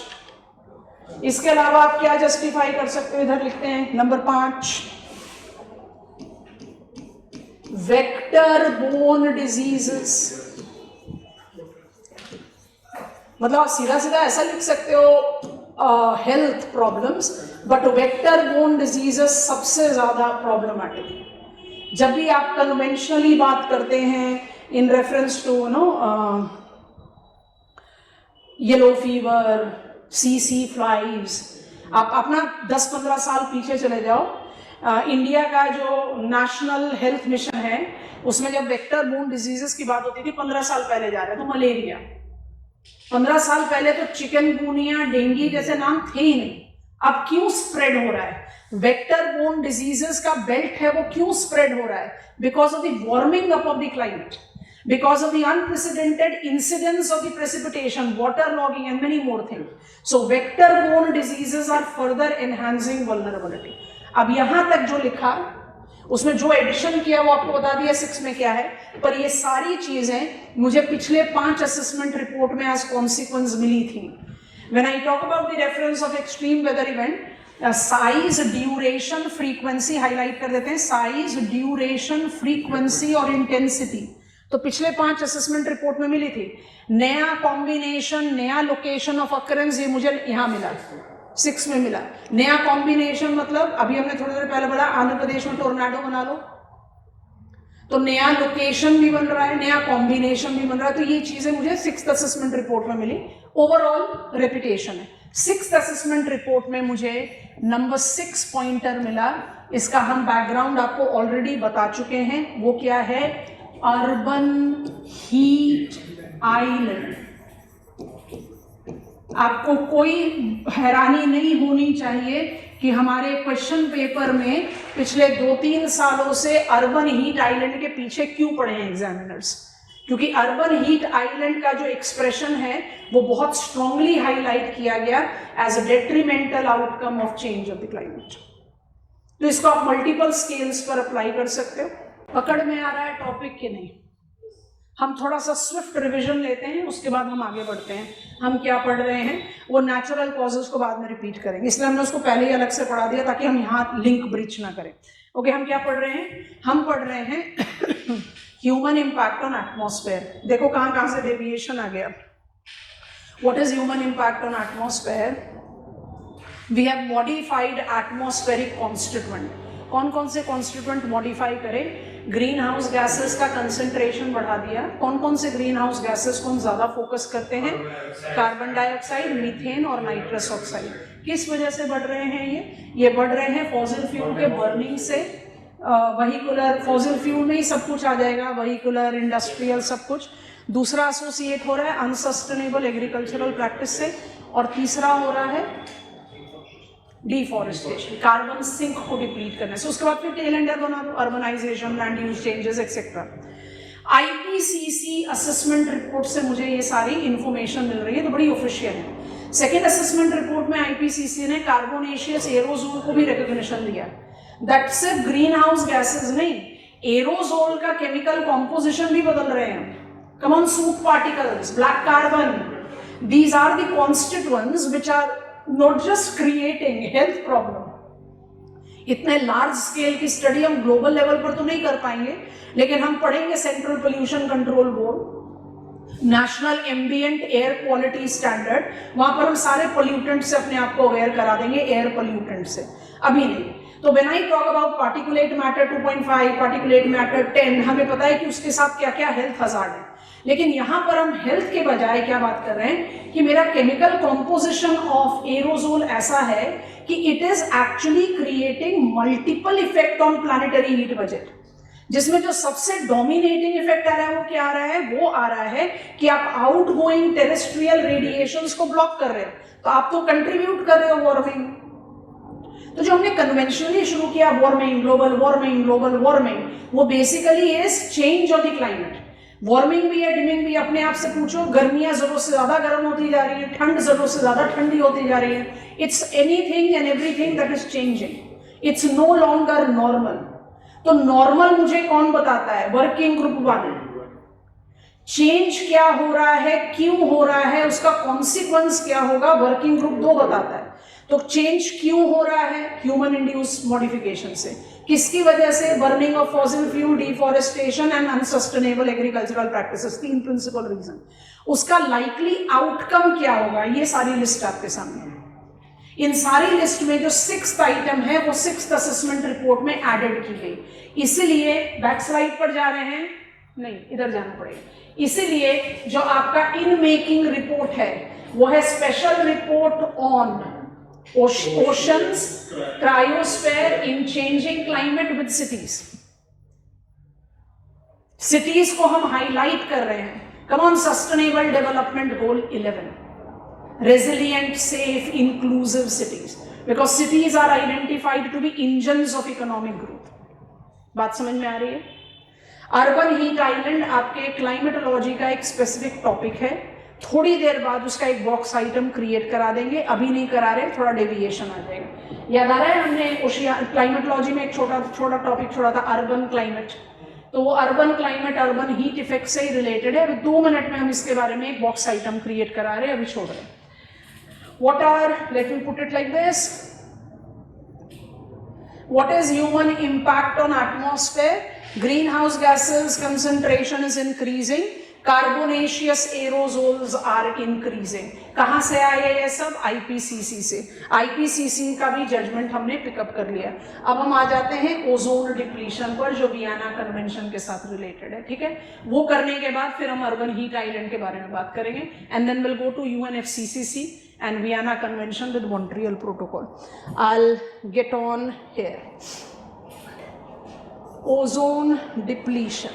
ये मुझे IPCC से नहीं मिल रहा, इसका सारा डेटा मुझे वियना कन्वेंशन से मिल रहा है, इसलिए इंपॉर्टेंट है कि आप उसको स्पेसिफाई करो। आप गलत करोगे अगर आप IPCC बिल्कुल बात नहीं करता, ये गलत है। अगर हम कहें कि नहीं IPCC तो बिल्कुल ही बात नहीं कर रहा ओजोन डिप्लीटिंग सब्सटेंसेस की, तो गलत है। लेकिन ओजोन डिप्लीटिंग सब्सटेंसेस का जितना वेरिएशंस है वो सब किसके कंटेक्स्ट में आ रहा है? It is all coming in context to Vienna convention. Vienna convention is oriented towards ozone depleting substances, ODS। ODS के आप प्रिंसिपल 2 कैटेगरीज डिवाइड करते हो, हम उसको कहते हैं प्रिंसिपल कल्प्रिट्स, क्लोरोफ्लोरोकार्बन्स,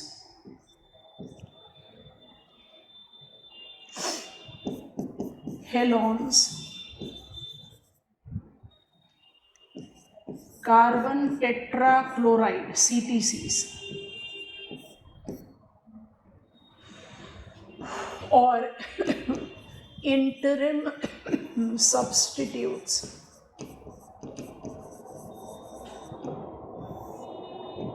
हाइड्रोक्लोरोफ्लोरोकार्बन्स,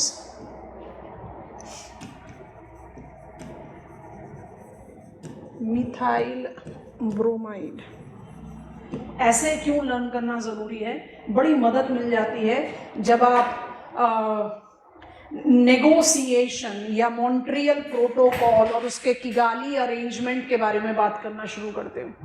आप सोच कर देखो, जब भी हम असेसमेंट लेते हैं, अभी हम मिटिगेशन के बारे में बात नहीं करेंगे, what are ozone depleting substances? Ozone depleting substances are those substances which breaches the delicate balance of making and breaking of ozone. आपने एटमॉस्फेयर के इंट्रोडक्शन में पढ़ा था that I have naturally occurring ozone from the height of 20 kilometers to 80 kilometers, जहाँ 20 से 35 kilometers तक आप कहते हो ओजोनोस्फेयर। ओजोन को आप लिखते हो O3, and O3 basically is O+O+O, या you can take it as O2+O। तो ये जो आपकी इक्वेशंस चल रही हैं, it is basically making and breaking in presence of sunlight. Nature में एक डेलिकेट बैलेंस है कि आप O2 को ब्रेक करके O3 को ब्रेक करके O2+O रिलीज कर रहे हो, या O+O+O कर रहे हो, या उनको कंबाइन करके आप O3 बना रहे हो। So there is a delicate natural balance of the construction and destruction of ozone. Ozone depleting substances भी long lived हैं। ये सब के सब artificial gases हैं जो human activity की वजह से generate हुई। Long lived होने की वजह से they are identified to be existing in air for very long time. Ozone depleting substances की वजह से thinning of ozone was experienced। thinning क्यों बोलते हैं भाई? 20 किलोमीटर से लेकर 35 किलोमीटर तक आपका ओजोनोस्फेयर है, 80 किलोमीटर तक आपके पास नेचुरली अकरिंग ओजोन है। आप उस लेयर को थिन कर रहे हो, आप उस लेयर को स्पार्स कर रहे हो। This sparsing have resulted into what? फिर से रिकॉल करेंगे planetary heat budget. Incoming solar radiation का 14 यूनिट आप एब्जॉर्ब कर रहे थे। कैसे? ओजोन। अगर वो 14 यूनिट पेनिट्रेट कर जाए और सरफेस ऑफ अर्थ पर आ जाए तो वार्मिंग इफेक्ट ही होगा। क्या सिर्फ वार्मिंग इफेक्ट होगा? ODS associate itself with depletion of ozone, which is not just going to manipulate planetary heat budget, जहां जितनी रिक्वायरमेंट हो आप उसको बहुत आराम से इलैबोरेट कर सकते हैं, but will also generate range of health challenges. Come on, बचपन से पढ़ते हुए आए हो. Ozone protects us from harmful ultraviolet rays. Skin ailment, eye diseases, multiple health challenges can be associated. तो ओजोन डिप्लीशन की वजह से प्लानिटरी हीट बजट, अब हम हेल्थ तो नहीं पढ़ रहे बट फोकस तो करना पड़ेगा. वेक्टर बोर्न डिजीजेस हमने आईपीसीसी में भी बात की, but it is directly related to change of the climate. क्यों? इनकमिंग सोलर रेडिएशन आप ज्यादा रिसीव कर रहे हो, बाहर आप कम निकाल रहे हो क्योंकि ग्रीन हाउस गैसेस का कंसंट्रेशन है, तो वार्मिंग तो हो गई. तो ODS, ozone depleting substances, have also contributed to the change of climate. तो इसलिए जब आप बात करते हो ह्यूमन इम्पैक्ट ऑन एटमॉस्फेयर, आप ODS को इग्नोर नहीं कर सकते. ODS की बहुत बड़ी रेंज है. Halons by itself is a big range. But ये कैटेगराइजेशन क्यों जरूरी है, जब हम मिटिगेशन के बारे में बात करेंगे तब बात करेंगे. CFCs हमेशा ज्यादा मेजर, माने they have got more far reaching impact as ODS. इसलिए हमने CFC का इंटरिम सब्स्टिट्यूट किसको चुना? हाइड्रोक्लोरोफ्लोरोकार्बन. या CTCs, कार्बन टेट्राक्लोराइड का इंटरिम सब्स्टिट्यूट किसको चुना? Methyl chloride. क्योंकि ओवरनाइट तो मॉडिफाई नहीं किया जा सकता यूटिलाइजेशन. रेफ्रिजरेशन में, एयर कंडीशनर में, different types of air repellents में you generate, use them and there is emission. You cannot overnight substitute it. Vienna Convention has given us the list of ODS. और ODS की वजह से planetary heat budget influence हो रहा है और health challenges generate हो रहे हैं. I think this is comfortable. Box item create करते हैं urban heat island के लिए. Urban heat island effect is exceptionally high temperature prevailing in urban areas compared to the rural hinterland. Island बोल रहे हो ना, तो कैसे इमेजिन करना है? ऐसे इमेजिन करो, ये मेरा पेरिफेरल रूरल एरिया है, ये मेरा सेंटर में अर्बन प्लेस है. आइलैंड जस्टिफाई कर रहे हो, तो urban heat island effect technically कब माना जाता है? Urban heat island effect technically तब माना जाता है जब आपका अर्बन एरिया में, जिसको हमने सेंटर पर मार्क कर लिया, temperature is more than 5 degrees Celsius than surrounding. आप अपने लोकल लेवल पर, सराउंडिंग कौन सी जगह है? सराउंडिंग विलेज है, कंट्री साइड है, तो सराउंडिंग हम ऐसे शेड कर देते हैं और यहाँ लिख देते हैं ये कंट्री साइड है. कंट्री साइड का क्या मतलब होता है? विलेज. और ये जो सेंटर में है ये आपका क्या है? Urban area. Urban heat island effect technically तब माना जाता है जब अर्बन एरिया में अपने नेबरिंग विलेज से मोर देन 5 डिग्री सेल्सियस टेम्परेचर ज्यादा हो. अब ज्यादा डिफिकल्ट टास्क नहीं है, बस 3 स्ट्रेटास कहते हैं वो हम बता रहे हैं. उससे पहले what is the reason of urban heat island? अब खुद से ही सोच कर देखो, ये मेरा रूरल एरिया है, ये मेरा अर्बन एरिया है. इनकमिंग सोलर रेडिएशन दोनों नेबरिंग है, लैटिट्यूड सेम होगा, सीजन सेम होगा, दोनों same angle of sun rays receive कर रहे हैं. रूरल में ग्राउंड में रिसीव हुआ, कहानी खत्म. अर्बन में कैनोपी ट्रैप है. यहाँ पर कैनोपी किसके कंटेक्स्ट में इस्तेमाल कर रहे हैं? कैनोपी आपने इक्वेटोरियल रेन फॉरेस्ट में पढ़ा है. ग्राउंड तो रिसीव कर रहा है, कंक्रीट टॉल बिल्डिंग्स जो है वो भी तो इंसोलेशन रिसीव कर रही हैं. तो रूरल एरिया के मुकाबले में अर्बन एरिया दिन भर ज्यादा इंसोलेशन रिसीव कर रहा है. पॉइंट 1. पॉइंट 2, सनसेट हुआ, rural area, outgoing terrestrial radiation cool down हो गया, काम खत्म. यहां पर आ जाओ कैनोपी ट्रैप पर. ग्राउंड से जो चीज ईज आउट हो रही है वो टॉल बिल्डिंग्स के बीच में ही फंसी हुई रह जाती है. मतलब you are receiving more because you are receiving not just on ground but also on to the concrete tall buildings and you are radiating less. तो अर्बन एरियाज में हीट ट्रैप जनरेट होना शुरू हुआ. पहला पॉइंट ये है, receiving more, radiating less. दूसरा point, urban areas are devoid of green. आपने अभी मिटिगेशन और अडेप्टेशन में अर्बन फॉरेस्ट्री लिखा है इन बिटवीन. क्यों? अगर ग्रीन कवर हो, अगर ग्रीन, इसको कहते हैं रेगुलेटिंग सर्विसेज, इकोसिस्टम सर्विसेज बात करेंगे यूएनसीबीडी में। अगर ग्रीन कवर हो तो क्या होगा? Green cover will facilitate blocking of the precipitated water, will act as air purifier. Urban areas versus rural area. Rural area is more green, more open field, more soil. Urban area is concrete, pavement, footpaths, etc. Green है ही नहीं। इसका मतलब rural area में plants with the range of regulating services is not just facilitating cleaner but also cooler environment, जो urban areas में नहीं है, वो कूलिंग इफेक्ट है ही नहीं अर्बन एरिया में। तीसरा point, rural areas incorporate availability of water bodies, lotic हो कि लेंटिक हो। अर्बन एरियाज में ऐसा कोई पॉसिबिलिटी नहीं। जब रेन होता है तो अर्बन फ्लड्स डेवलप होते हैं, हम सब फर्स्ट हैंड एक्सपीरियंस होल्डर है इसके, पर पानी रुक थोड़ी ना रहा है, ना परकोलेट हो रहा है। There is absence of urban water body. और सोने पे सुहागा, देयर इज मैसिव एमिशंस।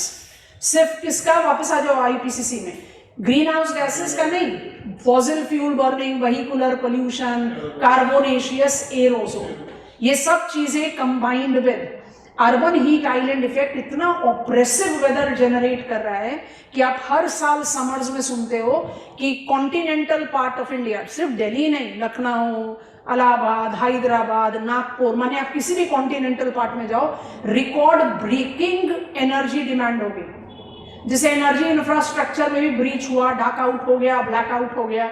क्यों हो रहा है ये? क्योंकि आप हीट स्ट्रेस कंडीशन जनरेट कर रहे हो, जो different health element generate out करता है। उस वजह से आपकी डिपेंडेंसी ऑन एयर कंडीशनर्स बढ़ती है।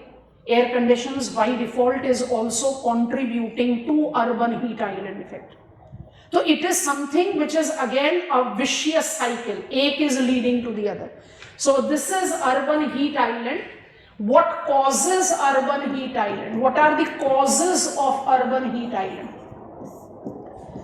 Vertical canopy trap समझा दिया आपको। Absence of vegetative cover, absence of water bodies, सब पर ही एनक्रोचमेंट है। हम यमुना रिवर को लगातार गालियां दे रहे हैं दिल्ली में पिछले 2 सालों से, लेकिन आपने तो यमुना रिवर के कैचमेंट एरिया पर एनक्रोचमेंट किया हुआ है। रिवर के कैचमेंट एरिया पर आपने एनक्रोच कर लिया तो रिवर में जब वाटर रेजिम, वाटर पर बढ़ेगा तो वो तो अपना कैचमेंट एरिया को रिकवर करेगी। Absence of water body. I'll just take up the reference of emissions. Industrial, vehicular emissions. अब ये emissions दोनों ही हैं, ग्रीन हाउस गैसेस के भी emissions हैं और एरोसोल्स के भी emissions हैं। हीट आइलैंड इफेक्ट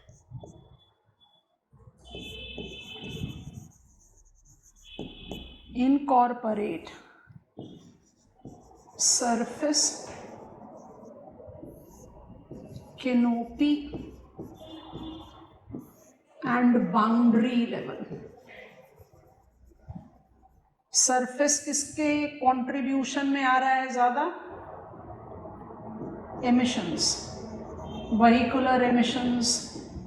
कैनोपी किसके रेफरेंस में आ रहा है? Heat trap which is further been added by air conditions. बात समझ में आ रही है कि नहीं? और बाउंड्री क्या हो गया? इट इज ट्रू एटमॉस्फेरिक, जहां पर आप पोल्यूटेंट्स को एड ऑन कर रहे हो in trapping the heat, carbonaceous aerosol. Urban heat island effect को 3 स्ट्रेटास में डिवाइड किया जा सकता है। Excessive energy use, burning of fossil fuel, आप उसको एनलार्जमेंट में देते जा सकते हो। और ये अपने आप में एक बड़ा इंपॉर्टेंट डोमेन डेवलप हुआ है in last few years. That is the reason, no wonders, जब आप बात करना शुरू करते हो ना आईपीसीसी रिपोर्ट की, असेसमेंट रिपोर्ट हो या स्पेशल रिपोर्ट हो, अर्बन एरियाज के बारे में ज्यादा बात होने लगी। तो अर्बन हीट आइलैंड इफेक्ट की प्लानिंग क्या क्या होगी? Cleaner energy, sustainable energy, vertical green, vertical gardens जिसको बोलते हैं, cooling roof tops, you are having on more reflectors. आजकल different types of cement and paint आ गए कि आप अपने रूफ टॉप्स को ज्यादा रिफ्लेक्टर बनाओ rather than absorbing. Lesser dependency of air condition, वो इम्पॉसिबल लगता है in the present scenario, but more greener area, more development of water bodies, तो जो कॉज है उसी के बेसिस पर आप उसका मिटिगेशन अटेम्प्ट ले सकते हैं। ये थोड़ा सा लार्जर स्केल पर चला जाता है, टाउन प्लानिंग में आ जाएगा डिटेल्स में, तो इसलिए हम उसके बारे में बात नहीं करें। बॉक्स को क्लोज। रिकॉल करो कि हम क्या पढ़ रहे हैं। हम पढ़ रहे हैं human impact on atmosphere. Human impact on atmosphere as atmospheric constituent changes is leading to what consequence? Change of climate. ठीक है, अब क्लाइमेट चेंज पर दोबारा से आ गए तो उसको दोबारा से रिकंस्ट्रक्ट करें, ध्यान से देखेंगे, समझने की कोशिश करें। क्लाइमेट चेंज causes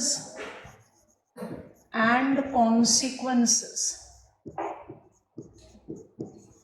ये रिमाइंडर पॉइंट है बट हम दोबारा से रीएडजस्ट कर रहे हैं, सब कुछ लिख चुके हो आप। Natural causes of climate change हम सिर्फ बोल रहे हैं, हम दोबारा नहीं लिखेंगे। associated with solar output variations, Milankovitch cycles which incorporate orbital eccentricity, obliquity, precision, volcanic dust along with continent drift. These natural causes of climate change is essentially leading to ice ages and their termination, which has been associated with evolution, growth and decline of habitat, thus communities. हम बात करेंगे big 5 की, as I take you to the reference of human impact on biosphere. तो जितना भी habitat genesis हुआ, habitat destruction हुआ, reestablishment of habitat हुआ, वो सब नेचुरल कॉजेस के साथ एसोसिएट होता है। अब आप बात कर रहे हो climate change as anthropocentric causes of climate change क्या है? Anthropocentric causes of climate change है एटमॉस्फेरिक कॉन्स्टिट्यूएंट्स का manipulation. I am writing change. आपने इसके बारे में सारा कुछ पढ़ लिया है, हम सिर्फ वर्बली रिपीट कर रहे हैं। ग्रीन हाउस गैसेस बढ़ रहे हैं, कार्बोनेशियस एरोजोल बढ़ रहा है, ओजोन डिप्लीटिंग सब्सटेंसेस का कंसंट्रेशन बढ़ रहा है। इसकी वजह से, इसके कॉम्बिनेशन से आप क्या इंड्यूस कर रहे हो? Change of climate. ये जो चेंज ऑफ क्लाइमेट है, क्लाइमेट चेंज, ये स्विफ्ट है और ये एक्सट्रीम है। इतना स्विफ्ट और इतना एक्सट्रीम है कि हम ही ने इसको इंड्यूस किया, तो हमसे ही बियर नहीं हो रहा। हम कौन? ह्यूमंस। अभी तक तो ये हो रहा था कि भाई एनिमल्स, इंसेक्ट, रेप्टाइल्स, फिशेस नहीं संभल पा रहे, अब तो हम खुद ही नहीं संभल पा रहे। What are the consequences of human induce climate change? चलो जल्दी जल्दी से रिवाइज करा दो। हम कुछ नहीं बोल रहे, हम आपको सिर्फ नंबर दिखा रहे हैं। जल्दी class. Global dimming and global warming, शाबाश, आगे बढ़ो। Extreme weather events, changing in frequency, intensity, duration, size, combination, new areas. तीसरा, agriculture as the effect holder and cause. Number 4, food insecurity. Not just because agriculture is the principal supplier of food to the food basket of the world, but also extreme climate events generating climate refuge. Very good. Number next. Vector-borne diseases and star mark, urban heat island effect. आ गया ना पूरा frame में content? ये हमारे बस के बाहर की बात है, ये लॉन्ग जियोलॉजिकल पर्सपेक्टिव में। यहां हम क्या कर रहे हैं? Mitigate and adapt. फ्रेम आप ऑलरेडी ले चुके हो, मिटिगेशन, ठीक है। अब चलेंगे UNFCCC पर, तो फिर एक जर्क हो जाएगा, तो थोड़ा सा फिर से डेविएशन लेते हैं। UNFCCC कहाँ से अचानक से आ गया? कुछ तो पता चलना चाहिए कि कहाँ से आ गया। तो इसके लिए हम जा रहे हैं एक और टॉपिक को ऐड ऑन करने के लिए अपने study. Are we prepared before I take you to this? यहाँ पर फ्रेम तैयार कर लिया है तो लिख लो, साथ में लिख लो, कोई प्रॉब्लम नहीं। मिटिगेशन और अडेप्टेशन को आप किसके साथ रिलेट कर रहे हो? But before I take you to the details that, आप इसको रिलेट करोगे दो कन्वेंशन से majorly. United Nations framework convention on climate change, जिसको आप एसोसिएट कर रहे हैं आईपीसीसी के असेसमेंट रिपोर्ट और उनके फ्यूचरिस्टिक परव्यू से। बड़ा interesting set of task that we have done and now we are adding further. जो हमने कॉन्फ्रेंस ऑफ पार्टी 29 से डिराइव आउट किया है वो इंपॉर्टेंट है, हमें लेना पड़ेगा। और दूसरा आपका है वियना कन्वेंशन। अभी हम सिर्फ कन्वेंशन का नाम लिख रहे हैं, प्रोटोकॉल नहीं लिख रहे, तो इसलिए हम जानबूझकर नहीं लिख रहे। जो कोयोटो प्रोटोकॉल फिर किगाली अरेंजमेंट पर हमें लेकर जाए। हमने ऑलरेडी आपको इजी बेस तैयार करवा दिया है, so it is not going to create much trouble for us eventually to apply. यहाँ पर आ रहे हैं, उससे पहले एक और बॉक्स आइटम क्रिएट करना है।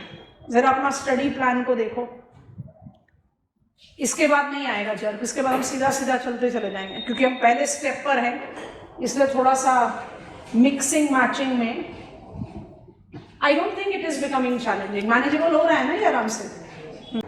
Environment education, environment legislation, yes, environment management, sustainable development, सब है ना हमारे ग्रुप ऑफ फ्रेम में।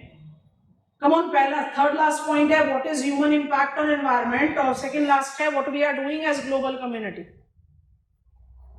ठीक है, चलिए हम ना उसको ऐड ऑन कर रहे हैं, तो आप एकदम फ्रेश पेज पर आ जाओ। इस फ्लो चार्ट के सपोर्ट पर हम आप वापस जाते हैं। I want to take it up as environmental education, क्योंकि ये बहुत इजीली मुझे हेल्प करता है ऐड ऑन करने में। दैट रिलेट्स टू, क्योंकि सिलेबस में लिखा हुआ है तो पता होना चाहिए, एनवायरमेंट मैनेजमेंट। अब एनवायरमेंट मेरी सराउंडिंग है, अभी तो हमने सिर्फ एटमॉस्फेयर को पकड़ा है, अभी बाकी इस रिल्म को पकड़ना है। बट यूएनएफसीसीसी को कहाँ से ले आए, तो इसलिए ये बैकग्राउंड क्रिएट करना है। तो जो जो चीजें लिखते जा रहे हैं उसको फटाफट से लिखते जाओ। Environment education is generating awareness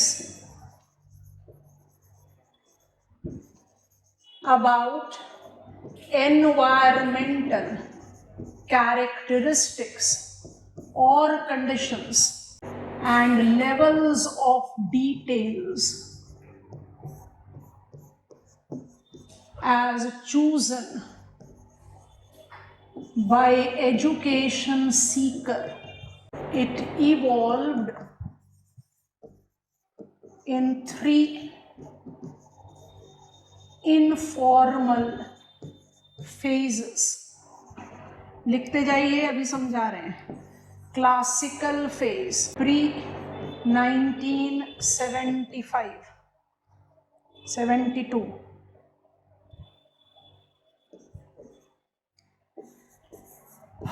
modern phase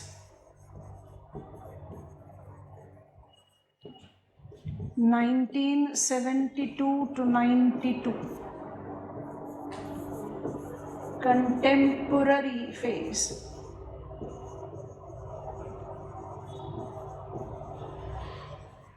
1992 till date। इसी में हमें इंफॉर्मेशन ऐड ऑन करना है। अभी हम इसको श्रिंक करते हैं, लिख लिया तो पेन ड्रॉप करके हमें गो अहेड देंगे आप लोग। एनवायरमेंट मैनेजमेंट, एनवायरमेंट एजुकेशन में मेरे हिसाब से एनवायरमेंट एजुकेशन आपको सबसे बड़ा क्रोनोलॉजिकल कवरेज देता है, इसलिए हमने सेंटर में उस हेडिंग को ले लिया। यहीं से आप डिराइव आउट कर सकते हैं एनवायरमेंट मैनेजमेंट अप्रोच को। वहीं पर लेजिस्लेशन, जिसको आप प्रोटोकॉल्स बोलते हैं, some protocols are legally binding, some of them are voluntary, तो वो अपने आप आता जाता है। अच्छा, अब इसको ऐसे जज करते हैं। What is environment? Environment is my surrounding. अब सबका पेन ड्रॉप होगा, कंसंट्रेट करो। What is environment? It is my surrounding. What is surrounding characterize with?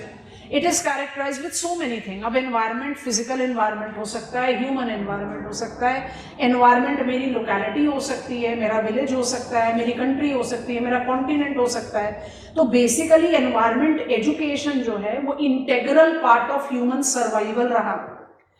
We'll learn that in geographical thought.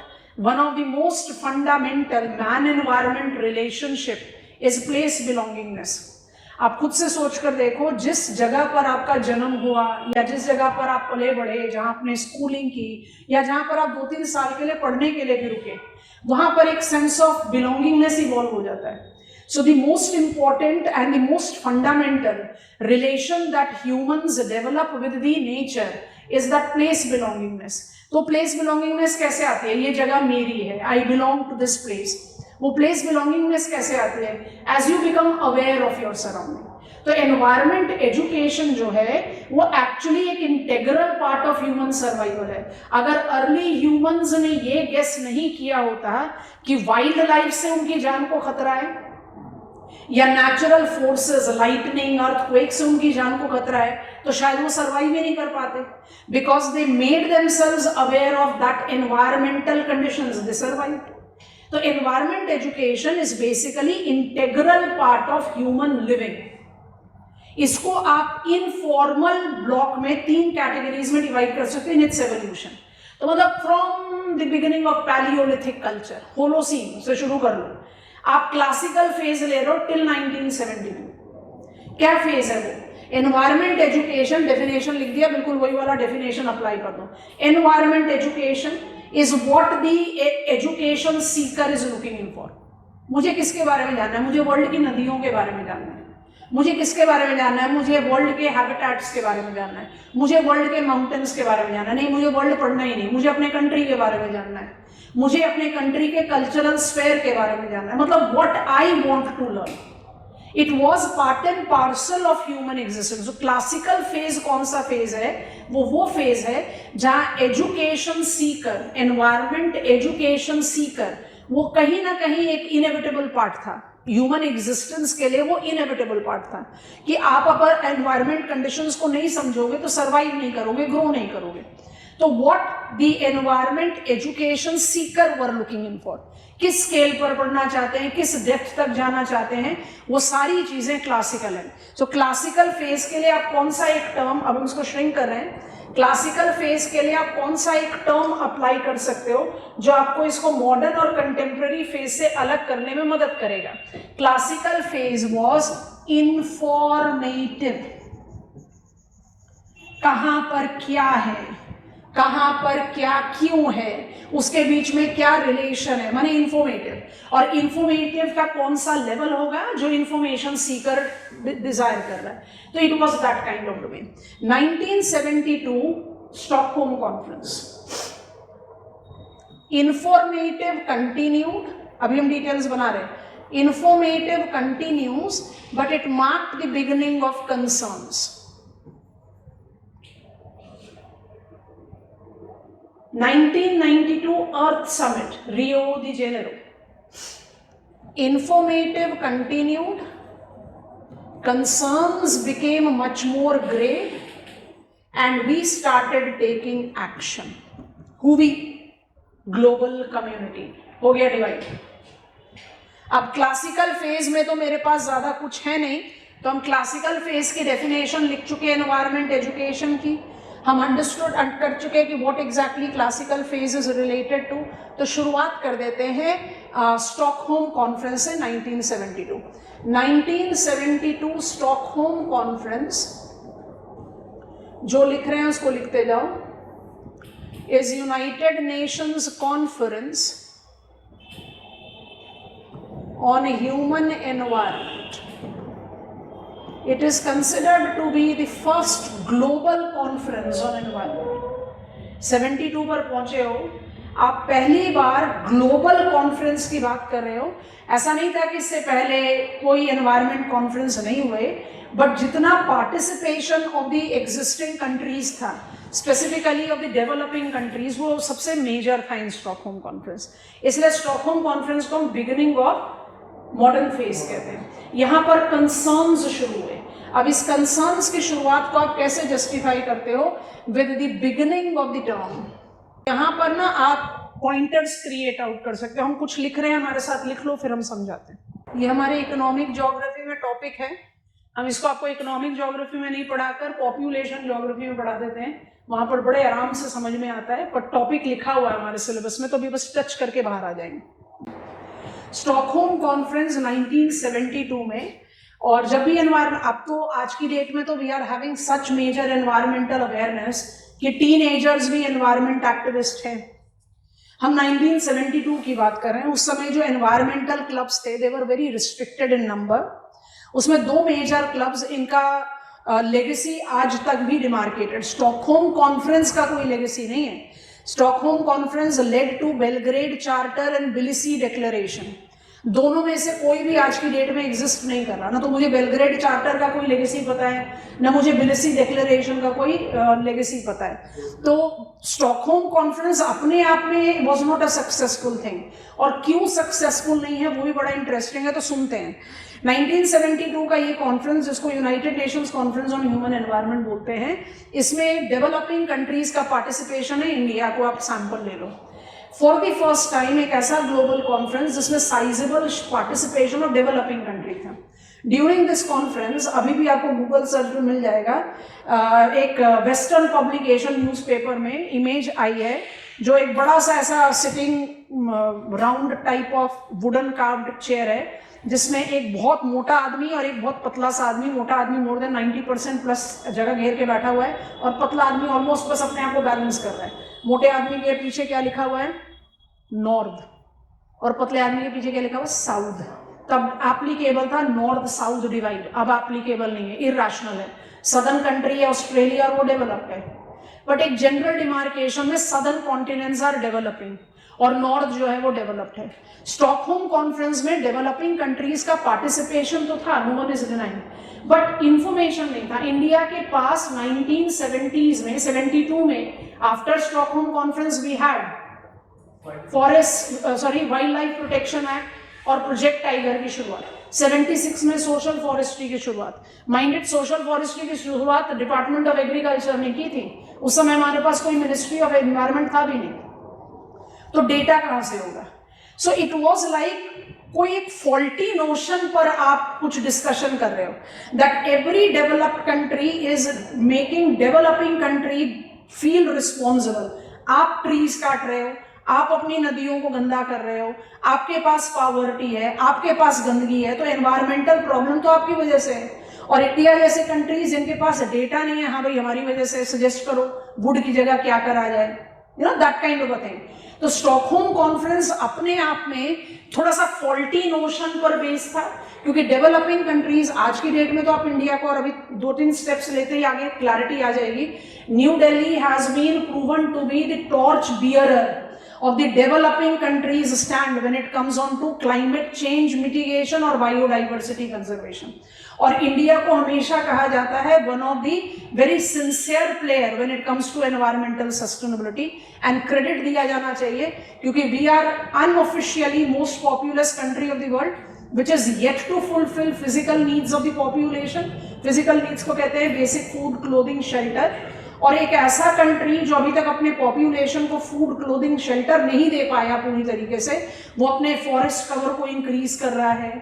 Environmental pledge के प्रति इतना सिंसियर है कि हम जब इंटेंडेड नेशनली डिटरमाइंड कंट्रीब्यूशन की बात करते हैं, India takes always the pride to be the torch bearer. तो ये सारी चीजें क्रेडिबल है इंडिया के लिए। आज 70s में हमारे पास डेटा ही नहीं था। तो स्टॉकहोम कॉन्फ्रेंस जो अपने आप में एक फेलियर है, it actually mark the beginning of concern, और ये कंसर्न की लेगेसी आज तक भी है। ये कंसर्न को हम कैसे प्रूव करें? मान लीजिए मुझे एनवायरमेंट एजुकेशन पर ही क्वेश्चन मिल गया, तो आई हैव क्रिएटेड क्रोनोलॉजी। तो हम सेकेंड फेज, जिसको हम मॉडर्न फेज कह रहे हैं, उसको स्टॉकहोम कॉन्फ्रेंस से रिलेट कर रहे हैं। तो हम इसको कैसे प्रूव करें concern? That global community started taking note of something is getting modified and we need to be getting concerned about it। तो ये कंसर्न जो अप्लाई हुआ, ये 2 पार्टिसिपेटिंग एनवायरमेंटल क्लब्स के कंट्रीब्यूशन से आया। क्लब ऑफ रोम का लिमिट टू ग्रोथ आपकी इकोनॉमिक ज्योग्राफी का एक सब हेडिंग है पेपर 1 में। अभी के लिए सिर्फ ये समझो, क्लब ऑफ रोम ने ये कहा, if human population do not ascertain limit to growth, कि मुझे इस लेवल तक आना है। आप अपने आप को विजुअलाइज करो, जब आप स्कूल गोइंग किड्स थे, तो जो आपके क्लास स्कूल में जो सबसे सीनियर था 12th स्टैंडर्ड, आपको लगता था मैं कब ये भैया और दीदी की तरह बनूंगा। वहां पहुंचे तो लगा इतने ही छोटे हैं हम, आगे और जाना है। आप अपने आप को इकोनॉमिकली जज करो, आपके पास आप इस लेवल पर हो तो आप इस लेवल पर आना चाहते हो, because we are not satisfied with what we are. There is no end to greed. Need और वांट में कहीं ना कहीं तो बाउंड्री लाइन ड्रॉ करनी पड़ेगी, because if humans do not ascertain limit to growth, it by default will lead to exploitive course of action. और limit to growth propounders ने हमें अर्जेंसी को बताने के लिए कहा, planet earth is like a space ship. कोई external supply नहीं है, जो आपको चाहिए वो आपके पास है, और जो आपको कंज्यूम करना है, जो भी आपकी रिक्वायरमेंट्स है वो यहीं से ही आएगी। ना आप बाहर से कुछ ले सकते हो ना बाहर कुछ दे सकते हो। तो if you are judicial in utilizing it, if you are replenishing when you are using it, you will survive for long, otherwise you are digging your own graveyard. तो कहीं ना कहीं एक जुडिशियल यूज का की टर्म हाईलाइट हुआ, और इस जुडिशियल यूज को सबसे स्ट्रॉन्ग परव्यू दिया सियरा क्लब ने। It was also participating club. इसका एक स्टेटमेंट कितना डीप मीनिंग लेकर चलता है हम डिक्टेट करा देंगे, पहले सुनो। Sierra Club which led the foundation of frontier versus sustainable ethics ने क्या हाईलाइट किया? There is no blind opposition to development, but there is opposition to blind development. There is no blind opposition to development. हम झंडा लेके development के खिलाफ नहीं खड़े हैं, वो आज भी नहीं खड़े हो सकते। अगर ग्लोबल पॉपुलेशन बढ़ रही है, पॉवर्टी अभी तक है, आप अभी तक भी सस्टेनेबल डेवलपमेंट गोल को 2030 तक कवर करने की कोशिश कर रहे हो, जिसमें हम बहुत पीछे हैं, पर आप कर रहे हो। इसका मतलब अभी भी इंक्लूसिव मोमेंटम नहीं है, पॉपुलेशन ग्रो कर रहा है, तो आप कैसे डेवलपमेंट के अगेंस्ट हो सकते हैं? नहीं हो सकते। एग्रीकल्चर को भी बढ़ाना पड़ेगा, इंडस्ट्रीज को भी बढ़ाना पड़ेगा, इंफ्रास्ट्रक्चर भी डेवलप करना पड़ेगा। We don't have any way out, but there should be development which is just, which is judicial. Blind नहीं होना चाहिए ना कि आईफोन का हर साल एक नया मॉडल आ रहा है। It's not about price tag कि आप 1.5 लाख रुपए का फोन एक साल के लिए यूज करके डंप कर रहे हो। It is more about unwanted expenditure. वो क्या कर रहा है? वो एनवायरमेंट पर ही तो प्रेशर डाल रहा है। पहले आप एक हाउस होल्ड में एक गैजेट खरीद के लाते थे, वो पूरे हाउस होल्ड की एक जनरेशन के लिए सफिशिएंट था, चाहे वो रेफ्रिजरेटर था, चाहे वो टेलीविजन था। आज की डेट में आप हर साल इसको बदलते हो। अगर आप दिवाली पर चेंज करना चाह रहे हैं तो आपका टीवी बदलेगा, आपका फोन बदलेगा, तो वो कहाँ जा रहा है? You are creating garbage. So there is no blind opposition to development, but there is opposition to blind development, and that led the establishment of frontier and sustainable ethics. इसके बारे में बाद में बात करेंगे, इसको ध्यान से समझो। Frontier ethics correlates to एक बहुत फंडामेंटल है रिसोर्स ज्योग्राफी का। जिमरमैन है स्कॉलर। रिसोर्स ज्योग्राफी के बारे में हम एलाबोरेटली एक बार में बात नहीं करते, कुछ जियोमॉर्फोलॉजी में करते हैं, कुछ ओशियानोग्राफी में करते हैं, फिर कुछ इकोनॉमिक ज्योग्राफी में करते हैं, अलग अलग पार्ट में पढ़ते हैं। बट रिसोर्स ज्योग्राफी में एक स्कॉलर है, उनका नाम है जिमरमैन। और जिमरमैन ने हमें एक स्टेटमेंट दिया था, resources are not, they become. और ये आज तक भी वैल्यूएबल स्टेटमेंट है। नेचुरल थिंग्स तभी रिसोर्स होते हैं जब उसको ह्यूमन पॉपुलेशन यूटिलाइज करती है। इसलिए जब आप सस्टेनेबिलिटी की बात करते हो ना, तो आप डिनाइयल ऑफ यूज नहीं करते। Sustainability is not preservation, sustainability is conservation, और दोनों में फर्क है। Preservation is denial of use. But Zimmerman की इस स्टेटमेंट ने कहीं ना कहीं एक मिसलीडिंग इम्प्रिंट जनरेट किया। Resources are not, they become को प्रूफ कर रहे हैं। When we were early humans, जब हम स्टोन एज में थे तो मेटल था पर हमें पता नहीं था।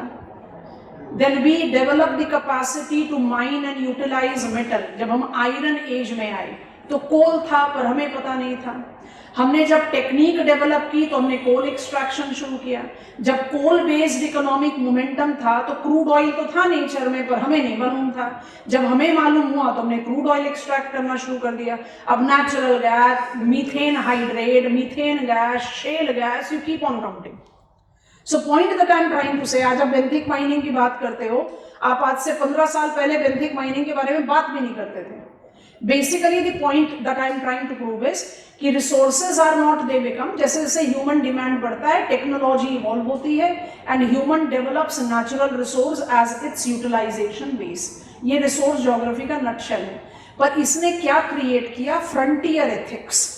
फ्रंटियर एथिक्स कौन सा एथिक्स है? ये वो एथिक्स है जो कहता है जब तक we as humans are not utilizing a, आप as insect, reptile, birds, fishes, कोई भी अदर ऑर्गेनिज्म हो, आप बिंदास यूज करो। जिस दिन मेरी यूटिलाइजेशन शुरू हो गई, आप हो गए secondary. I hope you are understanding. Frontier ethics क्या कह रहा है? Every natural thing incorporate human prominence. जब तक ह्यूमंस उसको इस्तेमाल नहीं कर रहा तब वो सबके इस्तेमाल के लिए ओपन है, पर जैसे ही ह्यूमंस उसका डेवलपमेंट परव्यू या ह्यूमन उसका यूटिलाइजेशन को जज करने लग जाए तो बाकी सबकी डिमांड या बाकी सबकी रिक्वायरमेंट सेकेंडरी हो जाती है। That created problems in environment. Frontier ethics is blind development. What is sustainable ethics? Grow and let other grow. Neutralism, because we all are part and parcel of same system. हम सब इस system के लिए उतने ही important हैं। अगर कोई एक इंसेक्ट, कोई एक रेप्टाइल, कोई एक एनिमल उस सिस्टम से अलग हटता है तो पूरे सिस्टम को जर्क पड़ता है। अब वो जर्क कितना डेट्रीमेंटल है वो डिपेंड करता है व्हाट वाज द निच that was performed by that particular organism. I hope you are understanding. So Sierra Club और Club of Rome के concerns ने sustainability term को जन्म दिया, जहां पर frontier और sustainable ethics के बीच में segregation आया, that humans cannot have legitimate, what they claim, कि we are the first legitimate owner of every natural thing. The time we develop the capacity to utilize that, it becomes ours. उससे पहले आप इस्तेमाल करो, हमने छोड़ दिया फिर आप इस्तेमाल करो। That is the reason we created environmental challenge. और जब आप अर्थ समिट पर आते हो, ये हम थोड़ी देर बाद मतलब सीबीडी के साथ बात करेंगे, अभी नहीं करेंगे, but it links up to frontier and sustainable ethic. जब 1992 रियो दी जेनेरो समिट पर आते हो, ब्राजील में हुआ था ये कौन सा कॉन्फ्रेंस है? United Nations conference on environment and development. Earth summit के नाम से पॉपुलरली जाना जाता है। ऐसा नहीं है कि स्टॉकहोम कॉन्फ्रेंस और अर्थ समिट के बीच में we never had anything, we had Brundtland commission, so environmental works were on, but 72 के बाद 92 में हमें ट्रू बिगिनिंग ऑफ कंसर्न्स दिखाई दिया।